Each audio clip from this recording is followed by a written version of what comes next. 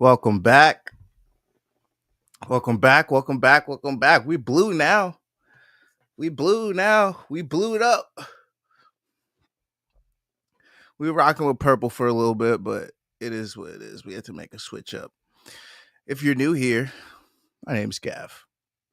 I'm the host of this here channel where we do boxing and MMA simulations on Fridays. We do watch alongs for PFL, one championship, and everything in between on Saturdays. We give you the wrap up on Sundays. Oh, yeah. Also, we cash winning bets in this bitch. I'm Gav, and this is One More Round Fights. And this channel is one of two channels that you can catch me on. The other channel is the Main Card Minute. That's where we do watch alongs for boxing cards, big MMA cards, mainly UFC. But that's where I do it with my boy Luke. Shout out to Luke, Long Island Luke, for Morning Combat in the Main Card Minute. Scan those QR codes below to become subscribers of both channels. Scan the QR code on your left for Main Card Minute. Scan the QR code on your right for One More Round Fights. That rhymed. Yeah. So what up, guys? We decided to do a little something different this week. We're still trying to hit that fucking 500 sub goal, bro. Get those fucking burners out. Get them out. I don't care where they are. I don't care what you use it for. Pull them out. Get it to 500, baby. Let's do it. Let's fucking do it. We got today and we got Sunday to make it happen. Let's try. Let's try to make this shit happen before August. Let's do it. But we're here to do a simulation. We're here to do our fantasy fight series. 2. First one, we had John Jones against Tom Aspinall. We know how that went. We had Islam Makhachev, Iliatopuria at lightweight. We know how that went. It was a 2-fight card. This time we want to spice it up with a 3-fight card. You feel me? 3. And you know who the headliners are. And if you read the description, you might know who the rest of the card is. You might. I don't know. But this is what we're here to do. We're here to simulate. And at the end of this, I'll give my picks on the boxing cards later. And at the end of this, I'll also give my picks on UFC Fight Night Nashville. Yeah. It's about to go down. So don't forget to like and subscribe. Don't forget to sound off in the chat. I'm about to get through that right now. I know Luke's in there. I fucking know Luke's in there. Okay. Shit. Hold on. I'm making a couple switches here. Shit's going down. Shit's going down. Shit's going down. All right. But yeah, let me check out this chat. Infrared's in this bitch. If Tom loses another one of these, I will be heated. And Luke says, hey, what up?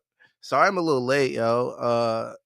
I was having technical difficulties, as Luke likes to have on air most of the time. You know, I like to try to keep mine before we get started, but you know, it is what it is. You can't be safe all the time. I know. I worked in fucking live streaming and all that fucking bullshit. I fucking know. I hate when the mic isn't centered, so that's gonna piss me off. I have to make that. I had to fix that. That was super necessary. And you might notice behind me something's not there anymore.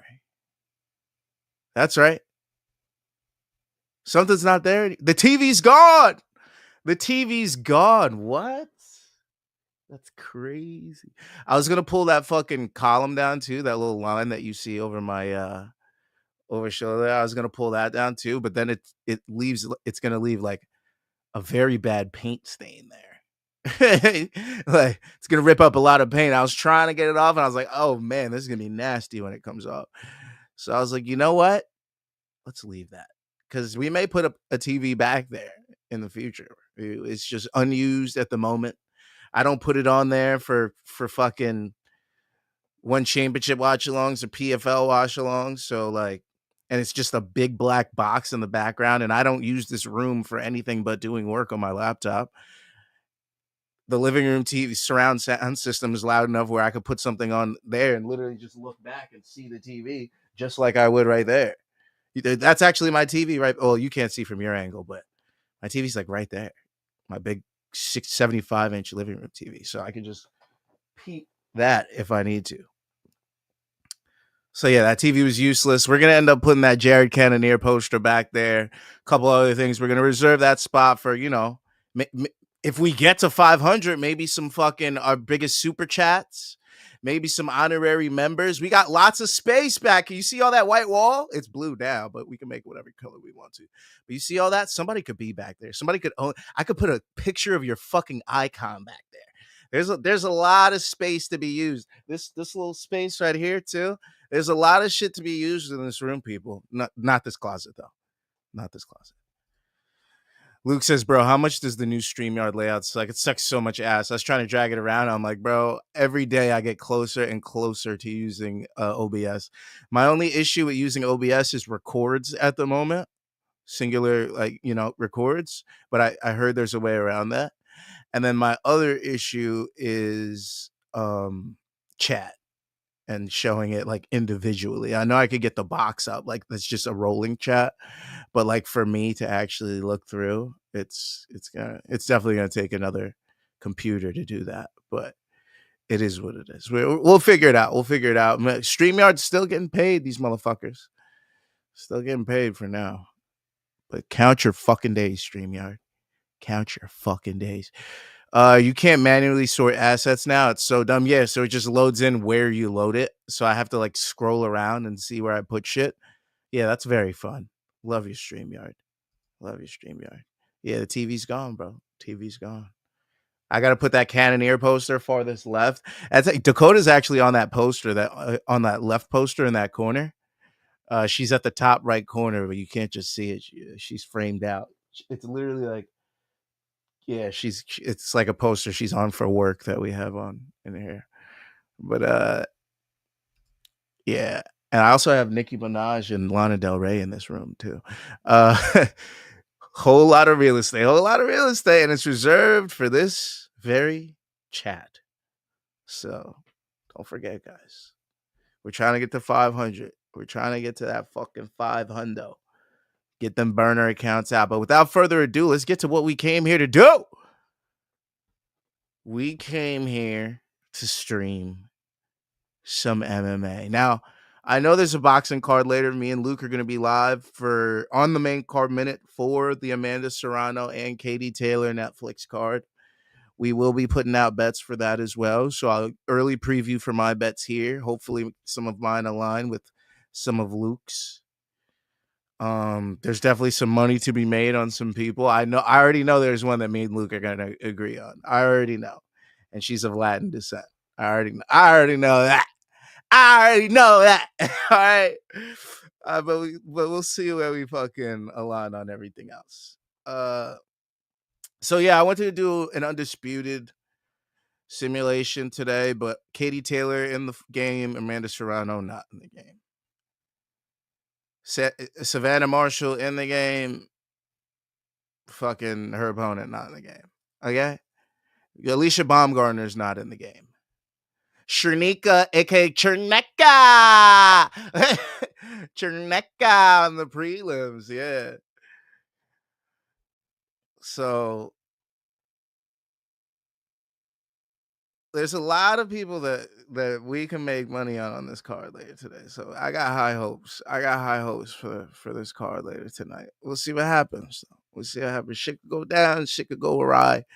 Who knows? But a lot of these fighters are not in the undisputed game, so we will not be doing an undisputed stream today. Also, in UFC 5, a lot of these fighters that are fighting on the card are not in the game. Derek Lewis is in the game. Taliesin Teixeira not in the game. Stephen Wonderboy Thompson in the game. Gabriel Bonfim not in the game. Calvin Kattar in the game. Steve Garcia not in the game. Vitor Petrino in the game. Austin Lane not in the game. Tucko Tacos not in the game. I think one of the Tafas is in there, though. Chris Curtis in the game. Max Payne Griffin not in the game. Jake Matthews in the game. Chidi Njokuani not in the game. Lauren Murphy in the game. Eduardo Amara not in the game.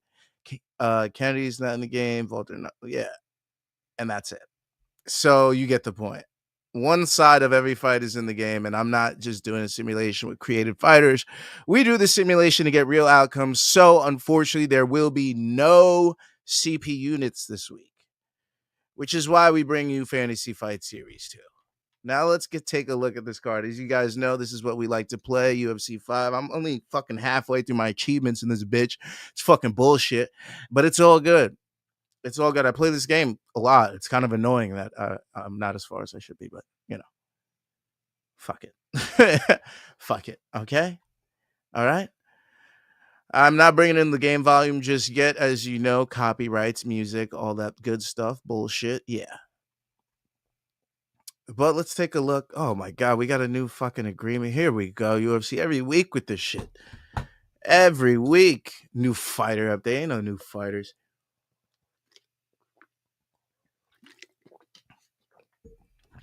A little Jorge Masvidal, a little Kimbo Slice, a little Alex Caceres, Origins 2. I'm not mad at it. I don't like that weirdo bar at the bottom of the screen. What is that? Guys, we fucking did it. Boys and girls, if you remember one of the last CP units we did, somebody was on the card that wasn't in the game. And somebody got added and they had a big fucking graphic for them. Let me jog your fucking memory. It was the same night of Khalil Roundtree and Jamal Hill's simulation, where we wanted to have a fight between... No, it wasn't that card. Sorry. It wasn't that card. Hold on. Which card was it? It wasn't... Was it Gamrot Klein? Was it Bahamondes? Because I feel like Bahamondes is in the game. But maybe he's not. But anyways, we made a big fucking deal about a certain fighter not being in the game. It definitely was Ignacio Bahamondes because it just added him. And we couldn't make the fight with Rafael Fiziev. And we couldn't make any fights with Curtis Blades and Kuniv. So our only fucking simulation of that card was Jamal Hill and Khalil Roundtree. And they added Esteban fucking Ribovic. And I was pissed, heated. I have a rant in it. Go back and check out that rant. It's literally labeled Angry Rant on that stream. Just go look at it at the Khalil Roundtree, Jamal Hill stream. Right on that stream, it literally says Angry Rant in there because I was pissed that Ignacio Bahamondes wasn't in the game and they had a big ass graphic for Esteban Ribovic, who is not even in the game. Who wasn't even fighting that week. And guess what the fuck they did, baby? Look at that right there. Ignacio Bahamondes, new fighter added to UFC 5. We did it, baby. We moved the needle. We moved the needle. We officially did it. It only took like 3 weeks to finally get around to him, but we made a big push, and Ignacio Bahamondes is now in UFC 5. Couple weeks too late, 3 weeks too late, to be honest, but it is what it is. How it do, baby boy? What up, John Ray? What's up, baby? But yeah, we finally got it. So this is the fight card I got planned for you motherfuckers. We got some dream matchups. We're going to take a look at what we've done. We've done Fight Night Baku. Yeah, we were just talking about that.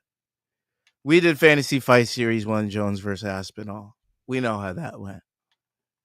We did UFC 317. We know how that went.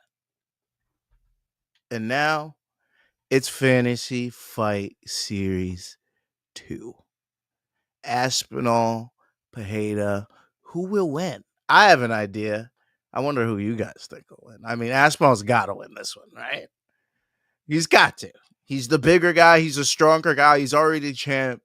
He's got to beat Pereira, but you never know. You never fucking know. So here's the card we got planned. We got a 3-fight card. We got Tom Aspinall versus Alex Pereira at heavyweight. We got Iliatopuria versus prime Conor McGregor at featherweight. Okay? Because I don't trust the lightweight Ilia and I don't trust the lightweight Conor. We got to put them both at the top of their fucking games. Featherweight right there. Okay? And then we have to figure out who was the best judo practitioner. We got to figure out between Kaylaharrison and Ronda Rousey. Prime Ronda Rousey. Okay? Who is the better fighter out of the two?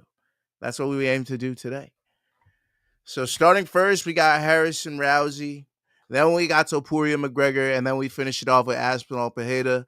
Again, at the end of these three fights, I will give my predictions on the boxing card, and then I will give it on UFC Nashville. Okay, and you already know we're going with Derek Lewis. So if that's what you were waiting for, is Derek Lewis, bitch. Plus money, Derek Lewis.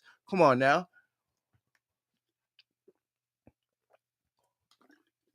I will never take a prospect at minus money over Derek Lewis. What? The guy with the most knockouts in the UFC? You expect me to put hard-earned money on the other guy at minus money? I had to put 3-1 odds on the other? No. Not me. No, not me, sir. All right, so let's get this card started. Again, we are in the cuck chair for this. I do not play. I just simulate. We'll see what's happening. These are the best versions of both of these fighters. So I aim to see who's the real deal. For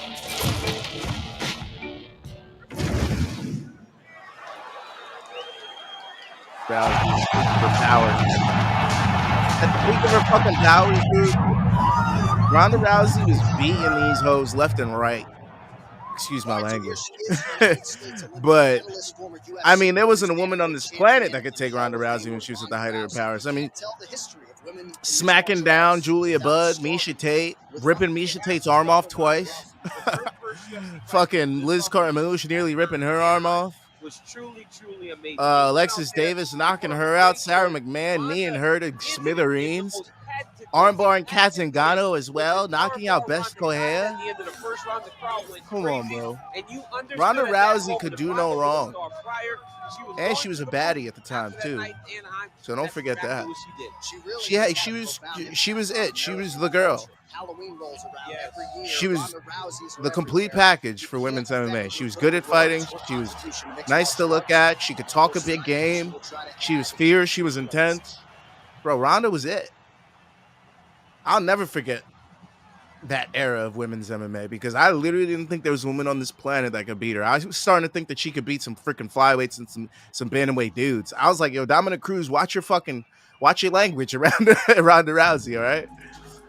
But now we have our current champ, Kaylaharrison. Okay? Now, don't get it confused with Kaylaharrison. She came over from PFL, took a loss to Larissa Pacheco, may have gassed out a little bit in that fight. So, that is a question for if this goes 5 rounds. And their submission defense is also a question if Ronda Rousey gets offensive. But, I mean, you can't argue her beating Juliana Pena handily like that. Smothering Ketlin Vieira. Beating Holly Holm with a rear naked choke. Completely dominating Aspinall. All right. Beating Larissa Pacheco all those other times. Beating Cindy Dandois. I mean, she was it, man. In the PFL, she came over here, kept doing it. Now, I don't think she ever faced Rousey in judo. I don't see it on the record here. So we're going to have to make this matchup happen in MMA. Here's the tale of the tape. 34 years of age for Kayla, 25 for Ronda, obviously. 5'8" to 5'7". Let's just talk about that. 66-inch reach matched. Split down the board. All right? I don't know why they're saying the co-main because there's another fight after this. But another 2 fights. But it is what it is. Bruce is glitching. Infrared says, does this game take into account cage weight or all the fighters exactly 155, 135 pounds, etc.? That's a great question. I don't think it does. I think it just takes them at even value on the weight. That would be an interesting factor to add to the game, but that wouldn't matter in a exhibition standpoint. I think it would only matter in a story mode standpoint, where like you have to cut weight and stuff like that. Herb Dean is your referee. All right, here we go. Round 1. Well, this is one of the best first round Oh, fighters. Kayla goes for the glove touch. Rousey being the mean Rousey that she was, but Rousey, fuck you, bitch. 9 career wins by pinfall. 8 of And those then Kayla have come smacks in her up. round number Now 1. Kayla's starting to So piece you her can up. expect Rousey to Ooh, go to that okay, backward Kayla. takedown Kayla early. looks like the bigger, See if stronger she fighter, can but Rousey's get judo submission tonight. seems to be better. She takes Kayla down. She's trying to pass the Okay. guard. Ooh, gets denied by This the just body. got interesting. Stopped. Rousey in full mount. Stop. Great job. Was Ronda this dominant at the time? Was she that good? And she would even make our champion Kayla Harrison look like she's nothing. Hey, scramble, get Stop. up. Scramble, and get up. She looks very, very strong on top. Come on, elbow. That's all I gotta say. Yes, smart adjustment. Yep. Lands the ground and pound strike Ground and here. pound from These Rousey. Who ground would have strikes are thunk it? starting to add up. Oh, this is some high-level, Who efficient, woulda effective thunk it? ground and pound by Ronda Rousey. The ground strikes continue to pile up. Okay.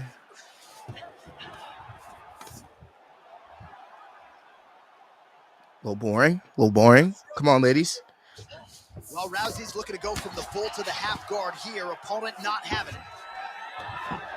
I mean, Nice ground strikes landed by her from top What- position now.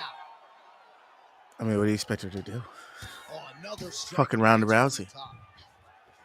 She's trying everything she can to get up, but Hard to win MMA Ronda fights just off of denying the her back, left though. and right. These strikes are useful from the bottom.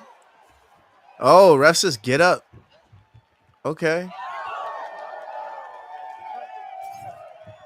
He said, y'all was boring. Yeah.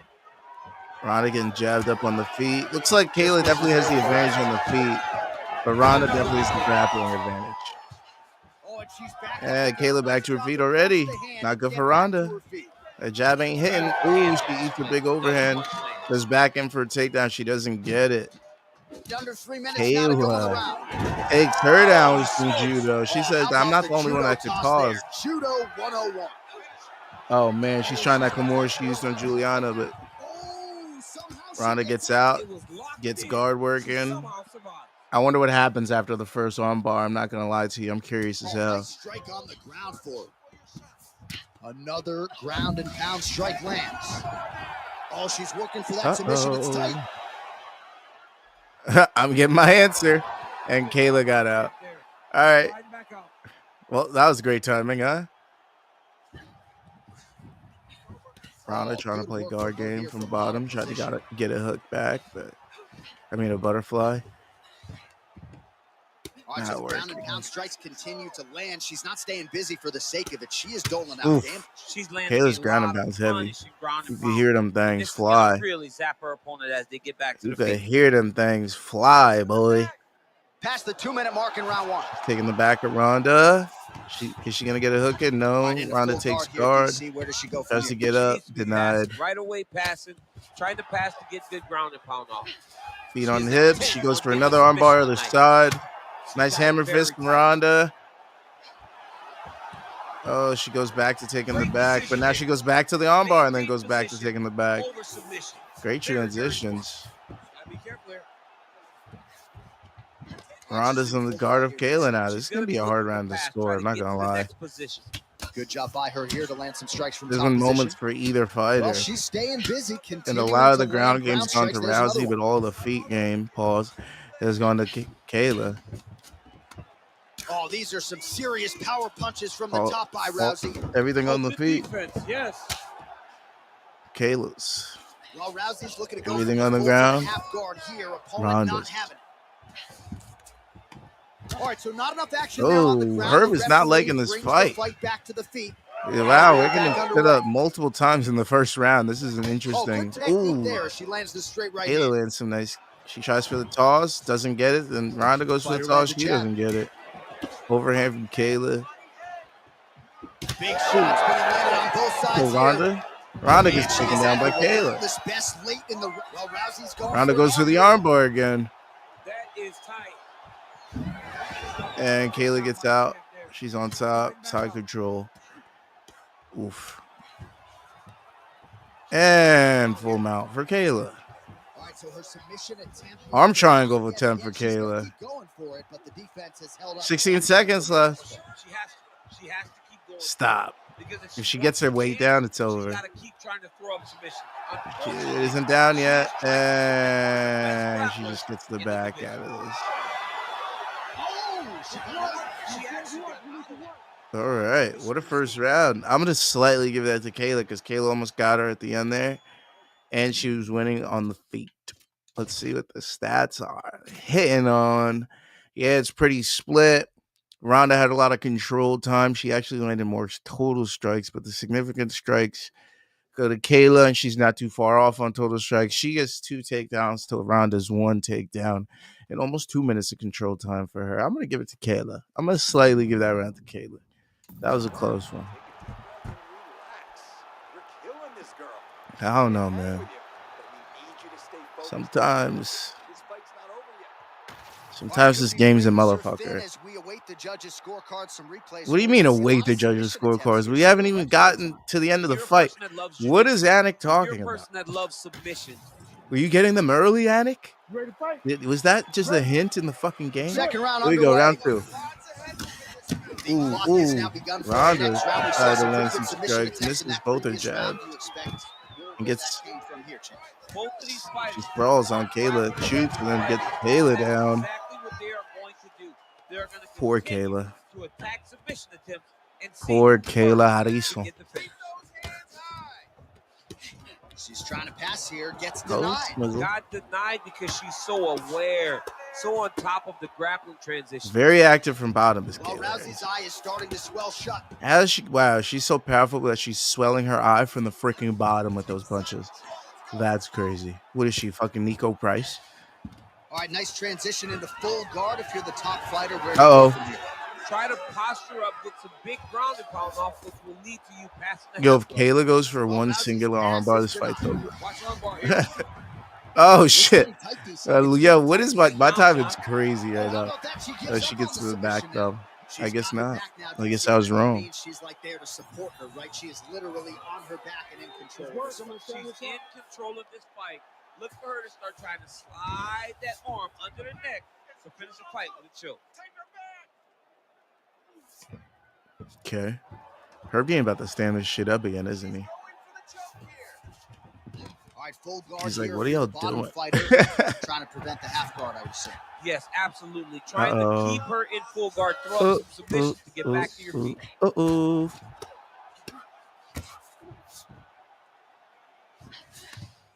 Okay. Oh, and with conviction, she moves right into half guard. Without much effort, she was able to pass from her gets swept by Rousey. What a sweep. Kimura All right, so she lands another ground and pound strike here. We'll see if she Okay. can keep this activity up moving forward. She's got to put a little more out there. Rousey's got 3 minutes to work with on top. She just entered full mount on Kayla. Kayla fights back for half guard, but Ronda gets back full guard. Answers for her on the feet, and there's another land and more swelling there. Come on. The face. More swelling on the face. Come on. And John, it's getting worse. And now it's getting pretty evident that if she does not change something, she's going to find herself in a really difficult situation going forward. I feel like this fight has to end in submission, right? Somebody's getting submitted, whether it's a fucking armbar, an arm triangle, a Mura, a rear naked. Somebody's getting subbed, right? Because so much of this is played out on the ground. This is a terrible position. Well, Rousey landed some nice ground and pound from the top. She has that. Finding much success. Oh, shit. Well, you know she can do it all in the octagon tonight. She is using them Strike Force gloves. You see them Strike Force gloves she got on? From the start of the fight, you could see that she was different tonight. You could see that she was going to lean on the cardio, set a high pace, and hope that her opponent could not keep up. DC, I got she's got her back. I love Strike Force. She can do a lot of damage from here. I've got your back, and I'm your boy, J.A. She's got her back as if she wants to end her night right now. She's got to be very careful. Well, Rousey's looking to go from the full to the half guard here. Rousey with another 6 sweep. Sorry, Harrison with a 6 sweep this time. Job of manipulating the weight to change the position. Okay. Yo, Harrison could go up 2 rounds if she ends this round on top and lands. Man, Mark Coleman would be proud. Her ground and pound game is on point. She's as good a ground striker as there is in this division. Landed another one there. Oh, Herb about to stand this shit up, bro. But at least staying busy on the bottom. Herb is about to stand this offensive up. wrestling is the hardest, most exhausting thing. Herb, get him. If you're just running the guy over, Jonathan, he just gets up. Great job landing from the top position. These ground strikes really started to add up. There's another one. The sweep. Ooh. Oh, right into mouth. Ooh. Somebody getting subbed. I'm telling you. Continuing to stay busy here on the ground. Kayla, elbow her. 30 seconds to go in the round. Massive shot from the top. When you were around. This isn't the PFL fucking season. Right okay? And elbow this woman. There's no blood on the mat yet. What are we doing? These ground strikes. Shit looks clean. What is this, the prelims? Nice denial by the bottom fighter. Great recognition in the grappling transitions. Way to maintain that Probably guard. should have put this fight on the prelims, huh? Right, that's the end of round end of round one. Sorry, 2. And I'm going to give that to Kayla, bro. Kayla ends on top. Kayla had a nice sweep. Though Ronda Rousey beats her on total strikes, significant strikes, she's the one that initiates the takedown. Kayla ends up getting more control time. So I'm going to give it to Kayla. Ha ha. 2-0 Kayla. 2-0 Kayla. Our champion is better than Ronda Rousey would have been right now. At the peak of her powers, okay? Well, at some point, she's going to have to shore things up defensively. Let us get you some replays and show you replays of what, John Anik? Let's move on, please. Round 3. This is just our shitty. This is like our shitty appetizer before our fucking 2-part main course meal. You feel me? This is like fucking asparagus and Parmesan crisp. Parmesan crusted asparagus right now. Like, it's an okay starter. You probably want something fucking awesome like calamari or like, you know, something way better. Like, you don't really want a cheese crusted vegetable as your appetizer, but smart adjustment. Yep. It is what it is. And then we'll get to our fucking bacon wrapped filet mignon and our goddamn, you know, chicken cordon bleu. You feel me? All right, north-south position now, DC. If you're we on gotta the bottom, eat the fucking appetizers. Eat your vegetables. All right. Eat your fucking vegetables. Hopefully Kayla can get it up finish. I think she's setting up a head and arm choke here. That will allow her to start defending. She's gonna knife over in the full mount and then she's gonna step over. Kind of waiting, right? You're fighting with your hands. Oh, she tried, but something trash. that will allow you to get up. Oh, she might go for that Kimura. Nope. Denied by Ronda. Possible. There are many, many ways. He said, I remember I could punch you too. Oh, give us that Doris. She's got her back now. Oh, no. The Fight Week show is in the house. What's going on, brother? What is going on? How we doing, people? We're doing this first simulation of this 3-part stream. We got Ronda Rousey, Kaylaharrison. Then we got Iliatopuria. Prime Conor McGregor at featherweight. And then we have Alexpereira taking on Aspinall for the heavyweight title. So, you know, the day before UFC returns, let's fucking go. Yeah, and I wanted to do CP units, but a lot of the fighters aren't in the game, so I couldn't make it happen this week, unfortunately. So no CP units bet this week, but I will still be putting out a parlay and a UFC high risk and a regular one. Leroy in the house. Smash the likes, so don't forget to smash those likes. Don't forget to try to sub too. We're trying to hit 500 subs. I think we're like 18 away, so don't forget that, guys. Harrison, get up, get that freaking subber dubber right. Big elbow. Let's go. Harrison trying to win this in round 3. Rousey trying to go for leg subs. It is what it is. Milker says, what up, Gav? Hope you're good, brother. I'm watching the Taylor versus Serrano series for the third time now, and I'm starting to think Taylor by decision is the smartest bet. What you think? It's definitely the smartest bet, but you know me. I ride with my New Yorkers. I'm riding with Berlanga. I'm riding with fucking I'm riding with Amanda Serrano. And Kaylaharrison gets us the sub. Arm bars Rousey herself. in round 3, guys. I told you the Subber Dubber was coming. I told you that Subber Dubber was coming. And Kayla Harrison gets it done in round 3. She proves to be the bigger fighter, the stronger fighter, the better fighter. And it's tested over time because the other Ronda Rousey's not as good as this one. This was the best Rousey in the game. And Kayla Harrison subs her in round 3. Also, they're rated equally, by the way. All of these fighters are rated equally. Nobody's better than the other. They're either 4.5 stars and 4.5 stars or 5 stars and 5 stars. 2 minutes, 52 seconds of the third round. Yeah. Declaring the winner by tap out, Kayla Harrison is rightfully our champ. Shout out to her. Luke in the house, Subber Dubber. We love ourselves a Subber Dubber. There's not going to be a lot of those on this Nashville card. I mean, you just got to think about the demographic of where they're at. They're in Nashville. Motherfuckers like to fight. They don't like to hug. So they're going to have people knocking people out on this card. Which is why you see Wonder Boy. Which is why you see... Maybe Bonfim could sub Wonder Boy, but that's why you see Derek Lewis on this card. That's why you see Steve Garcia and Kevin Cater on this card. That's why you see Morgan Charrier and Nate Landwehr on this card. It's a banger of a card. The TKOs are going to be coming through on that UFC card. I'm just saying. Taylor will get the nod. She probably will. It'll probably be a Taylor decision. It's the best bet. But you know I'm going Serrano. The odds are, unless the odds are better for a Taylor decision, then yeah, I'm just gonna go Taylor decision. Like obviously a Serrano decision could take place to set up a quadrilogy. She is the younger fighter. She is arguably the fighter that should have won the last fight. Maybe it's already 1-1. But shit. Let me turn this fucking music up before I get my stream pulled down. And yeah. Leroy says, did Luke watch State of Origin Decider? I don't know. I have no idea. I did not, Leroy, but shout out to Queensland. Queensland, Australia. Okay. Is this some Aussie like cup match? Or something? Am I missing something here? I have no idea.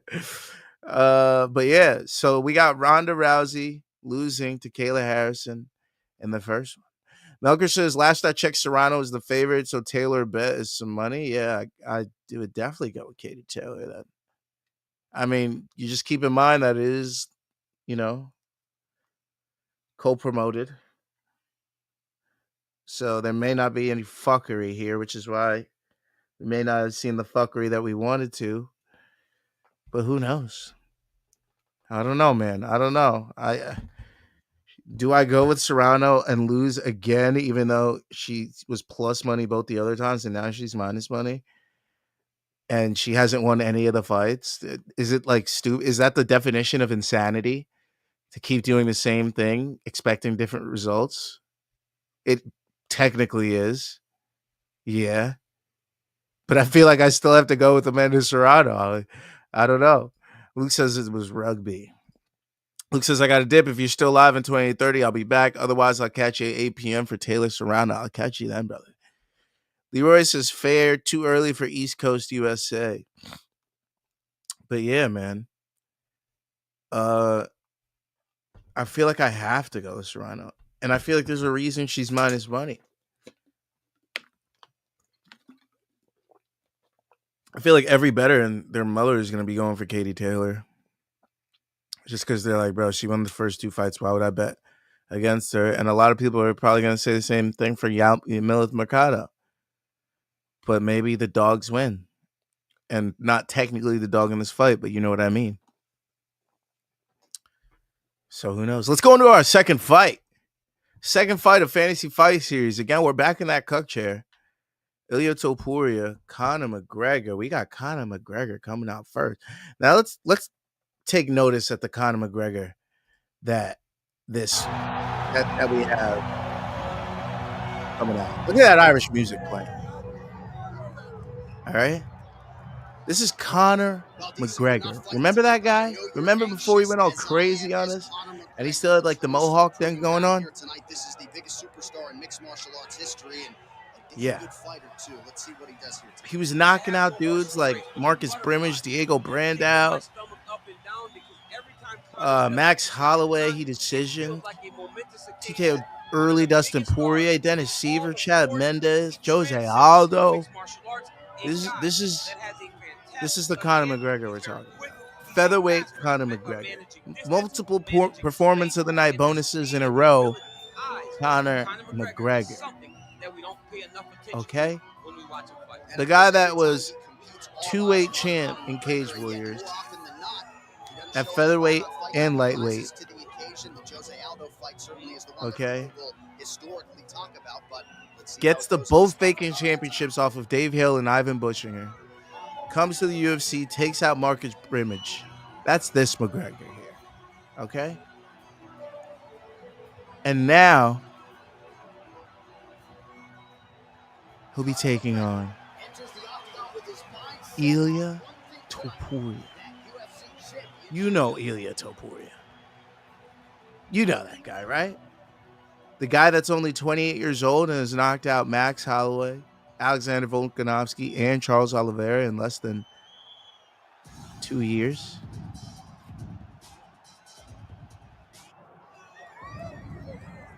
You know, the guy that submitted Bryce Mitchell, the guy that knocked out Ryan Hall and Jai Herbert back-to-back years, the guy that decisioned Yusuf Salal, the guy that was also a Cage Warriors Bantamweight champion,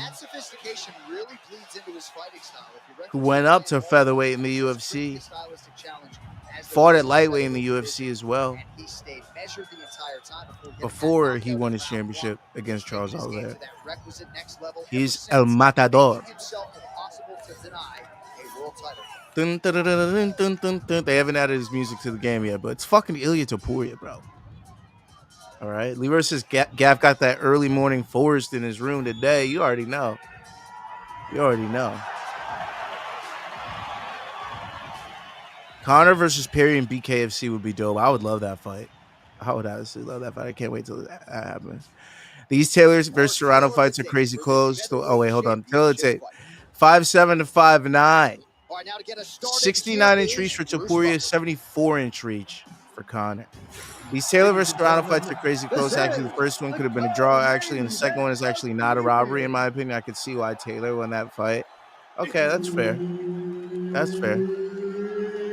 So, even that being said, still, Serrano has never won either fight. So, for me to go with her again, it would be pretty crazy.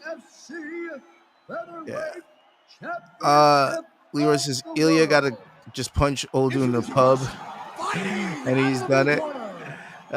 Fire Ilia by sub. Oh shit. We'll see what happens. I actually got McGregor to get the KO, bro. I got McGregor to get the KO. I feel like he's just so long. He's gonna land a big left hand and hurt him, and then we're gonna be like, "Holy fuck, Conor's good." But maybe Ilia was better than Conor was. We're about to fucking find out. Here we go. Round one. The buzz is palpable inside this arena. Ooh, big overhand from Ilia. Knees from Conor and left straights. We'll see if Conor McGregor can get head off kick to from his Conor. patented fast start. You know he controls distance well. We'll see how McGregor approaches the early going. McGregor on the outside. Leroy says, I reckon double KO from left hook. Oh, hook kick from McConnor. Drops Ilia. Oh, big left straight from Conor. He dropped Ilia already. Holy. He's just so long. And he was so fast. Oh, Ilia tries to take him down. Ooh. And they separate after exiting. Conor looks good.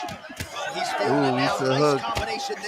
He's eating hooks from Ilia every time he gets inside. We'll see if he has any response here. His opponent continues to land a lot of swelling upstairs. Well, you got to move your head. You've got to be preemptive. You cannot Ilia until your tries to take him down, does not get it. You've got to avoid right now. Nice elbows from Conor on the inside. Having this become an issue.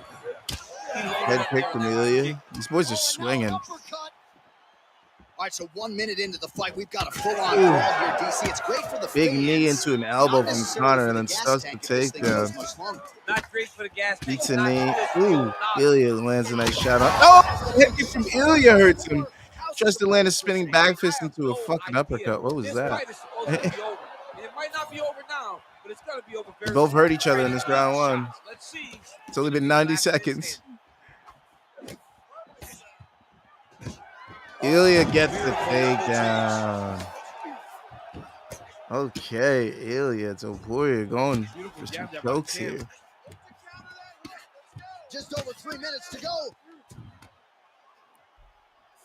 I don't remember Conor takedown defense being this good.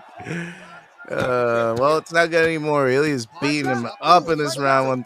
Ref already saying fight back to Conor. I mean, he cannot miss. Oh, shit.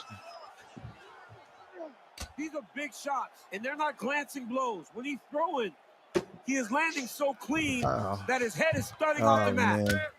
Ground and pound strike there now. Ilia about to posture up and end this. Topuria's trying to lock up on he tries to stop. now. Oh, good technique there. He's got the triangle choke. Oh, Conor on top. Big mistake from Ilia. Huge mistake. And now half of the round is left, and now Conor's in full mount. Conor in full mount is not good. Well, the ground and pound has been on point tonight. Oh, Ilia gets his guard back real quick. Trying to recover full guard there. Leroy says, with how good Ilia's last 3 fights have been, Josh Emmett a tough motherfucker, but that ain't news. Yeah, facts. Oh, Ilia going for a guillotine. He's gonna go to sleep. It's over. His work, guys. Oh, uses it to get the mount. Sweet. Love that. Ilia back in mount with 1:45 to work. Oh, this is going to end here. Yeah, I was about to say, if he starts raining down straights and they land, it's over. He's got the hooks in, DC working off. He's going to flatten him out. Flatten him out, Ilia. This shit academic, bro. That was a slick transition. And right into side control. Outstanding pressure from top position here by Iliatopuria. 75 seconds left. Getting them out here. Great. Would you rather be 10-7'd or KO'd? I'm curious. Depends the type of KO. Well, anytime you are in a ground fighting situation with this fighter, it depends the type of 10-7 too. If I'm getting cut up and shit, then probably the KO. But if the KO is like real vicious and I'm convulsing and I'm screaming when I wake up like fucking Joe Benavidez, then maybe I might take that 10-7. The ground and pound is showing because he's landing so consistently. Oh, hard ground and pound strike. Infrared is KO'd, less damage. That's fair. So we crossed the 30-second mark in our opening round. Topuria's got the back, going for the rear naked choke. Oh, he's got him in a choke here. Uh-oh. Ilia's mounted him again. He can do whatever he wants with him on the ground. This is crazy. 15 seconds. Conor's got to stay on his feet in round 2 if he gets there. Outstanding combination of ground and pound punches here by Topuria. Melker says 1 punch KO stiff legs or beating the shit but survived the round bloody and beaten. 1 punch KO stiff legs. 1 punch KO stiff legs. Get the smelling salts. Grab the smelling salts. All right, let's check out that round. Conor's cut over his right eye. Domination from Ilia. Total strikes, significant strikes. He hurt him. He got the takedown. He's almost 3 minutes of control time. Nearing 10-8 territory, but we're going to go 10-9. Very, very dangerous position. We're going to go 10-9 just because of how he swept him, how he easily moved around. But look at that hook kick. That's the only thing that made it a 10-9. Dropped Ilia early. But after that, Ilia came back and it's been one-way traffic. Going up high and getting the that would be some shit that would land on Ilia. Oh, he tried to go for an elbow off that? That was kind of stupid. I ain't gonna lie. All right, here we go. Round 2. Ilia wants it on the ground. Conor wants it on the feet. Nice combo from Conor. Nice step in. Oh, there's the head kick. Looked like Hook it from might have been a Ilia. window there. Instead, it is blocked by Topuria. Good combos from Ilia. He gets out of the way, but Conor just faints. And that spinning kick found its home up top. And Down Conor defense, holds sprawls. McGregor gets back up. Oh, hook there. Hurts Conor. Conor backing up. Man, that Conor McGregor left Nice hand left is straight. just an absolute Conor with some uppercuts. Like he hits people and they fall down. And he understands the power that he possesses. So he's willing to throw it over. 10-9 because Conor also hurt him. Yep. Back to him. Leroy says, got to bounce. Big up Gap in the chat. Big up Leroy. Enjoy the rest of your day, brother. Thanks for coming through. Appreciate you. Smash the likes. Smash the sub. Catch the community of MMA and boxing. Damn. Yes, sir. Free advertising. Appreciate you. Ilia gets to take that. Conor's going to spend the rest of the round here. So Ilia might finish him in round 2. Both are showing a lot of heart right now in this fight. They're both doing amazing jobs. I'm going to say head and arm choke. All right, so perhaps he's going to have to address something defensively. There is a legitimate cut around his eye. Yeah, he got cut on the eye from that last strike. He's got to pay attention now before it gets worse. Head and arm choke. It's got to be. Topuria's going for the this is round 2. Arm is very tight. Round 2, and Conor's getting his ass kicked by Ilia. Conor gets out. He's on top in round dose. But Ilia's definitely winning the fight, for sure. Well, he has He's probably going to a sweep lot him of somehow. energy going He's for going to get his guard back. tonight. I'm not sure his opponent is actually submittable. No, it doesn't seem like it because every time he goes for a submission, he gets close, or at least he expects to get close. But his opponent is so on his game that he's not giving him much to work with. This has been a beautiful display of grappling offensively. Ilia goes to his back. Did Conor lands nicely? Sweeps coming. Conor's ended up on his back, bro. Yeah, Conor's doggy on the ground. Oh, he gets back up, though. Body kick incoming. Probably. Well, he was a little bit lackluster in round 1. You can't say that. Ooh. Let's go. Conor hurts Ilia. He's looking for the KO shot. He's drawing him in. Just over 2 minutes to go in round 2. Ooh. Ilia lands on Conor. These boys are swinging. The ref's getting involved. Ooh, Conor's got some nice combos, man. They're just not as strong as Ilia is. Again, dealing with that cut around his eye. Got to be careful. He's got a short. Conor walking down Ilia. Ooh. Elbows. Body shots. Conor looking good in this round, too. I ain't going to lie to you. This guy's throwing his basketball in the eating up Ilia on the feet now. He can't miss with anything that he throws. Every kick lands. Every punch lands. He is just outclassed this guy. Find a way to change. Conor working back to his feet. Or your night's going to end very early. Ilia about to circle to his back. Oof. His opponent is not submittable. Yeah, that was the biggest bullshit the fucking announcers were saying. What the hell? They're kind of glazing. DC half guard position here. You've done a lot of good work in this spot in your career. Oh, man, I love this position. And you see this fighter today full mount. Loves it, too. It is the most secure position in fighting. You get an underhook on it's one got side. Conor's blood all over him. And then you just go to work. It's the safest position, especially for a wrestler. Oh, McGregor's eye appears to be closing up by the second.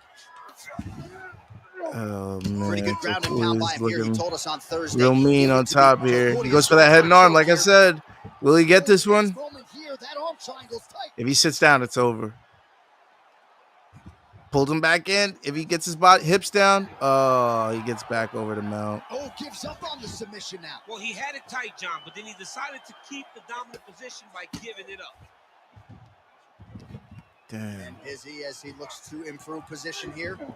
Guillotine from there. All right, crowd absolutely loving it. As Conor the back fighters, up. However compromised, make their way back to the feet. They may Ooh, be he looks tired, tired. but that That looks labored. That was a high-level grappling exchange between two phenomenal grapplers. Conor looks real tired. This is only round 2. Ouchies. This pace is incredibly high, I guess. Let's look at this fucking round. Oh, yeah, complete iliatopuria traffic again. Conor did have those moments where he hurt Ilia, but this was an Ilia round. 2 minutes of control time, more significant strikes, more total strikes. He was just dominating. I could see this going to Conor, though. No, don't get me wrong, because he did hurt him. I could see this round going to Conor, but I think it's 2-0 Ilia.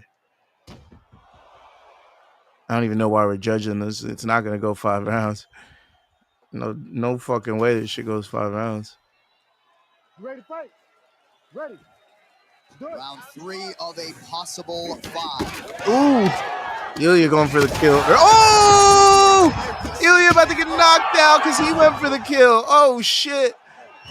And Conor goes for the rolling thunder. What the fuck was that? Oh, nice inside leg kick. Yeah. If Conor lands one more, it's over, bro. One headshot, one good time, left straight. It's over for Ilia. So pretty good recovery by the opponent after getting He's waiting to time it right now. Got to capitalize on those opportunities. I mean, you can't wait. Oh, he's got to jump on Conor right now. You don't get him as often as you'd like. Yeah. You get a guy hurt, you got to find a way to finish the fight. Uh-oh. Well, if you are a young striker, you could do a He almost lot worse than blasted watching him this right guy down the work on middle. the feet, perhaps trying He's to got to set stay up on his feet or this Yes, fight's he is. over. He's definitely trying to set up another hook. You could tell by his eyes. He's taking peeks. Come on, He's Conor. taking looks Separate at those where he needs hands. his opponent to be in order to land that Ooh, shot. big knee from Ilia. Conor didn't blast it up right there. That's crazy. He's wise to attack that already damaged area upstairs. Melger says, does this UFC game also simulate fighters' real gas tank? Oh, yeah, stamina is definitely factored into the game for sure. That center line, you got to get off of it. Rolling thunder from nowhere, right? And he wasn't anywhere near Ilia when he threw it, too. It's definitely a close range attack, and he was like halfway across the octagon, which is crazy. Out of range with that one. Ooh, big right hook from Conor. Gets out of the way. He looks tired, though. He needs to land something good right now. Oh, that was it. He just missed, though. Topuria's power hasn't translated that well to the game. Yeah, it hasn't just yet. It might be. Ooh. And he switches to southpaw here yet again. Conor. Now some spacing as they exit the clinch. Ilia backing up. Well, it's all pace and pressure down the stretch. Ilia doesn't really. Oh, he doesn't throw head kicks, but he throws kicks. Under 3 minutes to go in our 3rd round. Well, you see him land the jab there. He's got the reach advantage. You might as well use it. Uh-oh.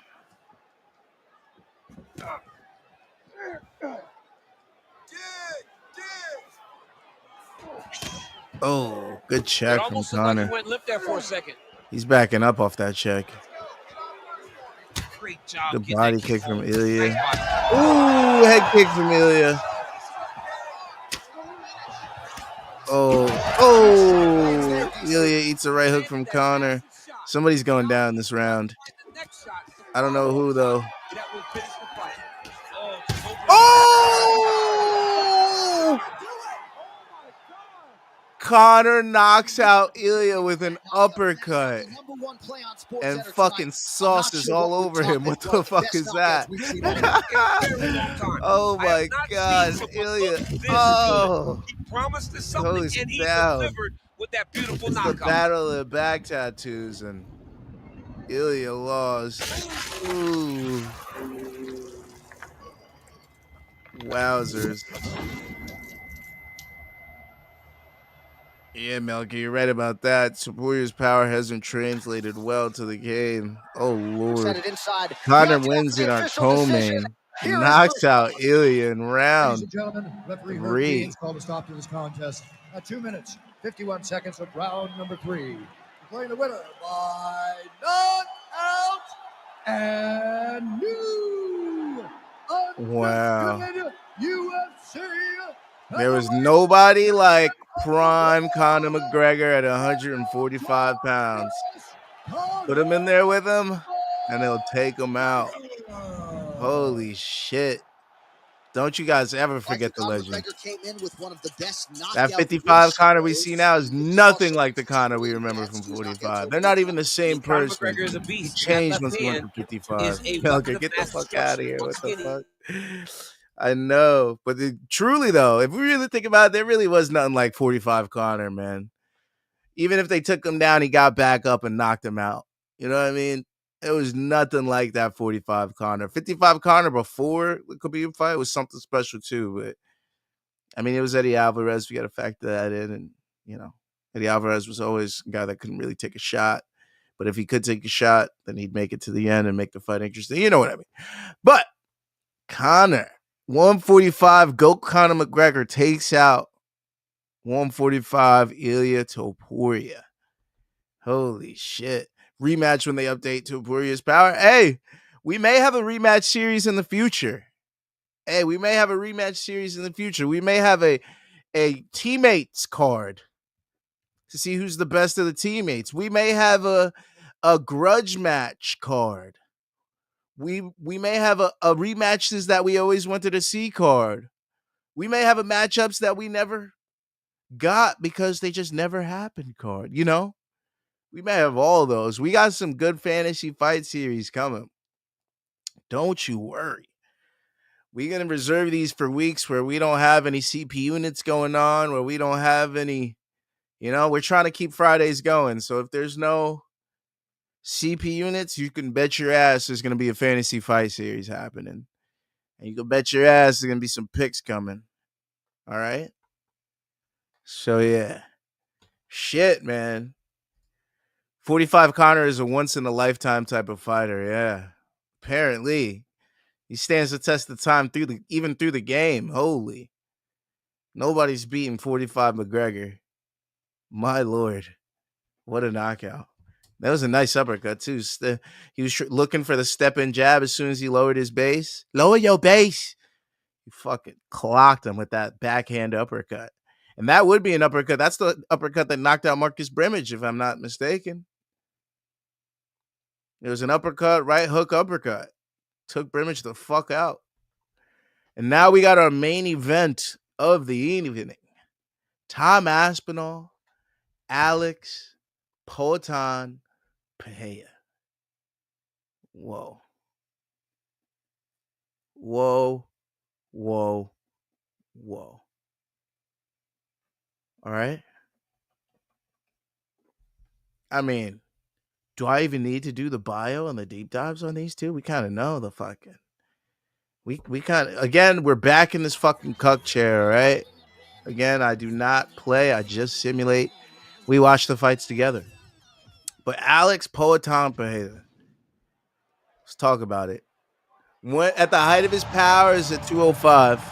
Before we start talking about him going up to heavyweight, he was taking out Sean Strickland, Israel Adesanya, Jan Blachowicz, Yuri Blachowicz, Jamal Hill, Khalil Roundtree. Crosses over into mixed martial arts from kickboxing and essentially takes the sport by storm. He was at the top of the world in kickboxing. He competed in LFA. But when you possess this level of skill, when you're kickboxing, he flying knee knockouts Andreas Michailidis. You know that you have a chance. He's got lead in his hands and stone as his face and body. He looks to get another victory. It's Peloton, bro. With the scream, the yell, the fucking arrow, all that shit. I really think he can get it done. He's here in the UFC. Porton. Aspinall, coin Porton. But Porton. I feel like he might be able to get it done, bro. I feel like he's going to land on Tom Aspinall quick, hurt him. If Tom Aspinall can use his size and take him down, yeah, it's an easy fight for Aspinall. But I feel like Poton's got the kickboxing acumen and the strength, the knockout power to do it. All he takes is 1 or 2 shots from him, man. Right down the pike. But Tom fucking Aspinall, bro. Lest we forget, we haven't seen him in a while because of the whole, you know, John Jones fiasco, interim champ, undisputed champ, England, USA bullshit. But, bro, He has some losses in his career. One was a DQ because of a downward elbow, so let's not count that. But he did lose by heel hook to Stuart Austin, and he lost by knee injury to Curtis Blades. Besides that, every single opponent of his has not made it to the third round. Not one single opponent has made it to the third round with Tom Aspinall. Every single opponent has either lost in round one or won in round two. Or Arlovsky lost in round two. But everybody else has lost in round one. Okay? And this is the list of names. Alan Baudot, Jake Collier, Andrei Arlovsky, Sergey Spivak, Alexander Volkov, Marcin Tybura, Sergey Pavlovich, Curtis Blades. All these are round one KOs, guys. Or subs. For this heavyweight championship fight. Now, 32 to 36. Tom Aspinall 6'5", Pereira 6'4". 78-inch reach to 79-inch reach for Pereira. Pereira actually has the reach advantage. I don't know why they have him at 205. Maybe because I combine the weight classes and they can't just make up a weight for him. But yeah, we're at the main event, y'all. It's Alex Poatan Pereira. Tom Aspinall.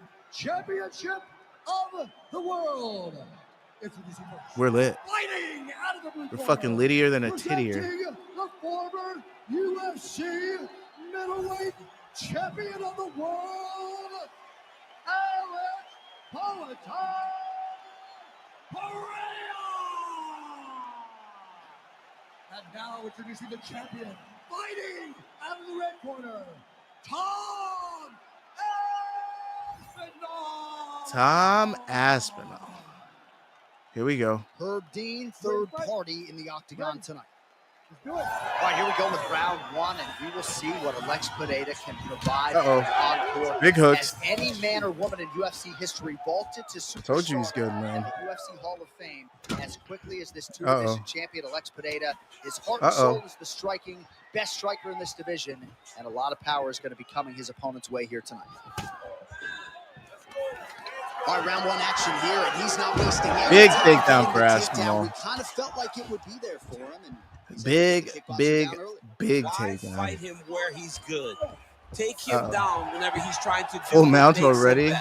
The moment he starts Maybe this wasn't a good idea. he tries to get the triangle, but he's on bottom if he doesn't get this.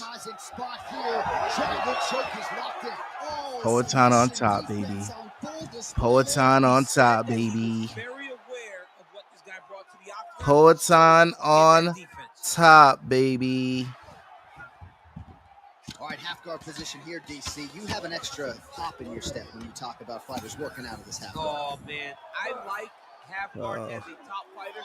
I understand half guard as a bottom fighter. Don't want to be there. It's very dangerous. But if you are there, you have to be winning. The position of the underhook opens up so many opportunities for you to either escape or sweep.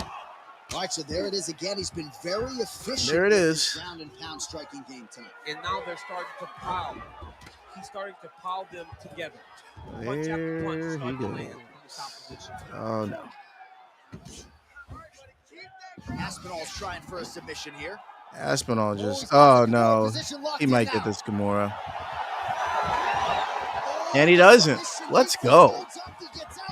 Infrared says, had a friend show up, so I'm half watching, but let's go, Tom. We'll see what happens. Do a heavyweight GOAT tournament, Francis versus Fedor, Kane versus Tom. You could sub out Fedor for Stipe. That's not a bad idea. Is Francis even in the UFC game? I feel like it took his ass out. Whenever something is coming in his direction. It's beautiful. It's beautiful to watch a guy comfortable even when he's under attack. Yo, Green Go G222, what's good, bro?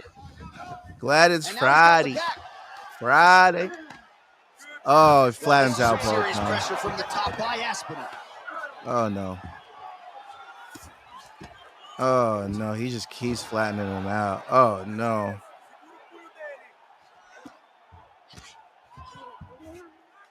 Now he's going full mount. Oh, no. Tom just doing whatever he wants with him. Going for an armbar. Armbar from Tom. Oh, that hammer fist must have been something crazy. Oh, he bails on the submission now. He used it to take the back. A little more danger.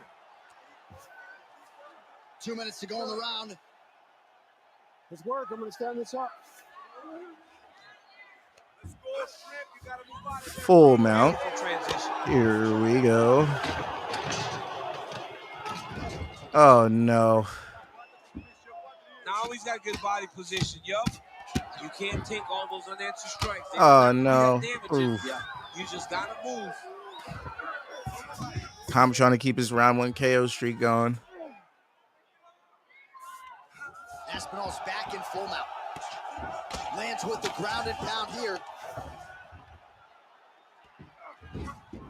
Oh, no.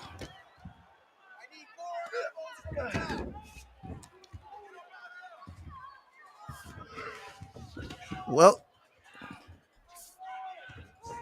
they took Francis out the UFC game. That's petty as fuck, yeah.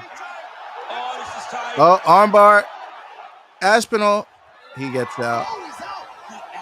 Are you playing or is this a sim? This is a simulation, my friend. Simulation.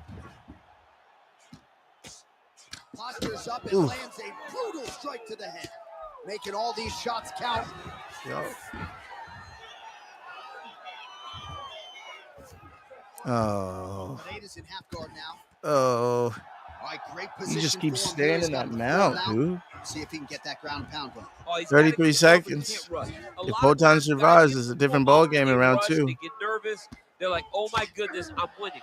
Reality is, you're winning, but it can change in a matter of seconds because then they can be gone. He's got to drop his hips, be really heavy at the opponent's base, and then just start to I don't think there's enough time to get it finished. Give his back so that he can try to get his chokes off or find great ground and pound with very patient. Oh, I might be wrong. Such a dominant Oh. He tried. He tried for the finish. I don't think we're even going to look at the stats, bro. I think we know who won that round. Now let's just do it for shits and giggles. Yeah. Almost 4 minutes of control time. 1 takedown was needed. Only 37 total strikes. It felt like a hell of a lot more than that. And 10 significant strikes. I don't know if that's correct. That felt like a lot more than that.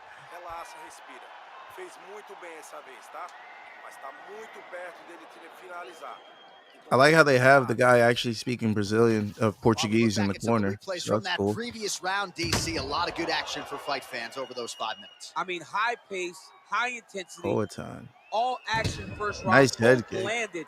He hurt Tom. Strikes. What a great round of fighting. But Tom got him down and did what, oh, Lord, and did what Tom does. And Tom's looking to get this round 2 KO if he didn't get that round 1. Second round here. All right, nice job there by the corner after that previous round as our next round gets underway, and their fighter is undeterred. He was close on the submission in the previous round. Oh, Poatan. Big strike lands. Now he looks to try to chase down that finish.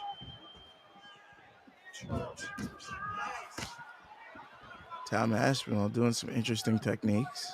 Nice kick there. Ooh, that hurt. Pereira. I know that hurt. Tom with another takedown attempt. Nicely done. Big knees from Alex. Perfectly timed and placed. Oh, look at that. Classic Poatan leg kick. Ooh, Poatan. Oh, Poatan hurts Tom. He's got him hurt. He's got to start looking for the finish. Stop right now. Oh, Poatan needs. Wow, he got away.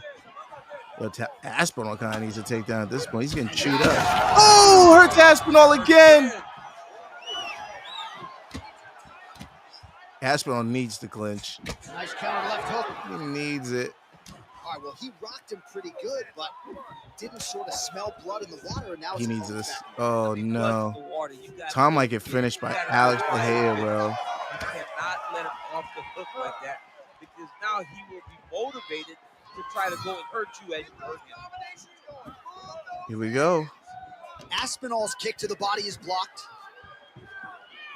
All right, so look at that. A cut has been opened around that eye Tom's area. cut. He's taking shots over and over again to that area, and now Potan stays up. Nice Wow, the takedown defense from Potan in round 2 is worlds different from round 1, and he's piecing up Tom in round 2. Oh, and now the underhook, DC.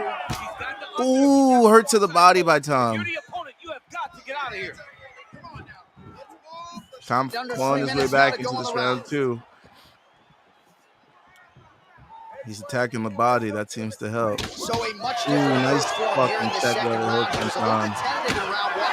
Coming back this from Tom, it kind of lands. Found his rhythm, found the range. We'll see if he can continue with more activity here in round 2. 2.5 minutes. The over 1.5. Oh, man, these boys are playing in round 2. I mean, the fight is going to be Yeah, great takedown from Tom. Great takedown. He needed that so badly. That fight was not going his way. He got cut on the face real bad.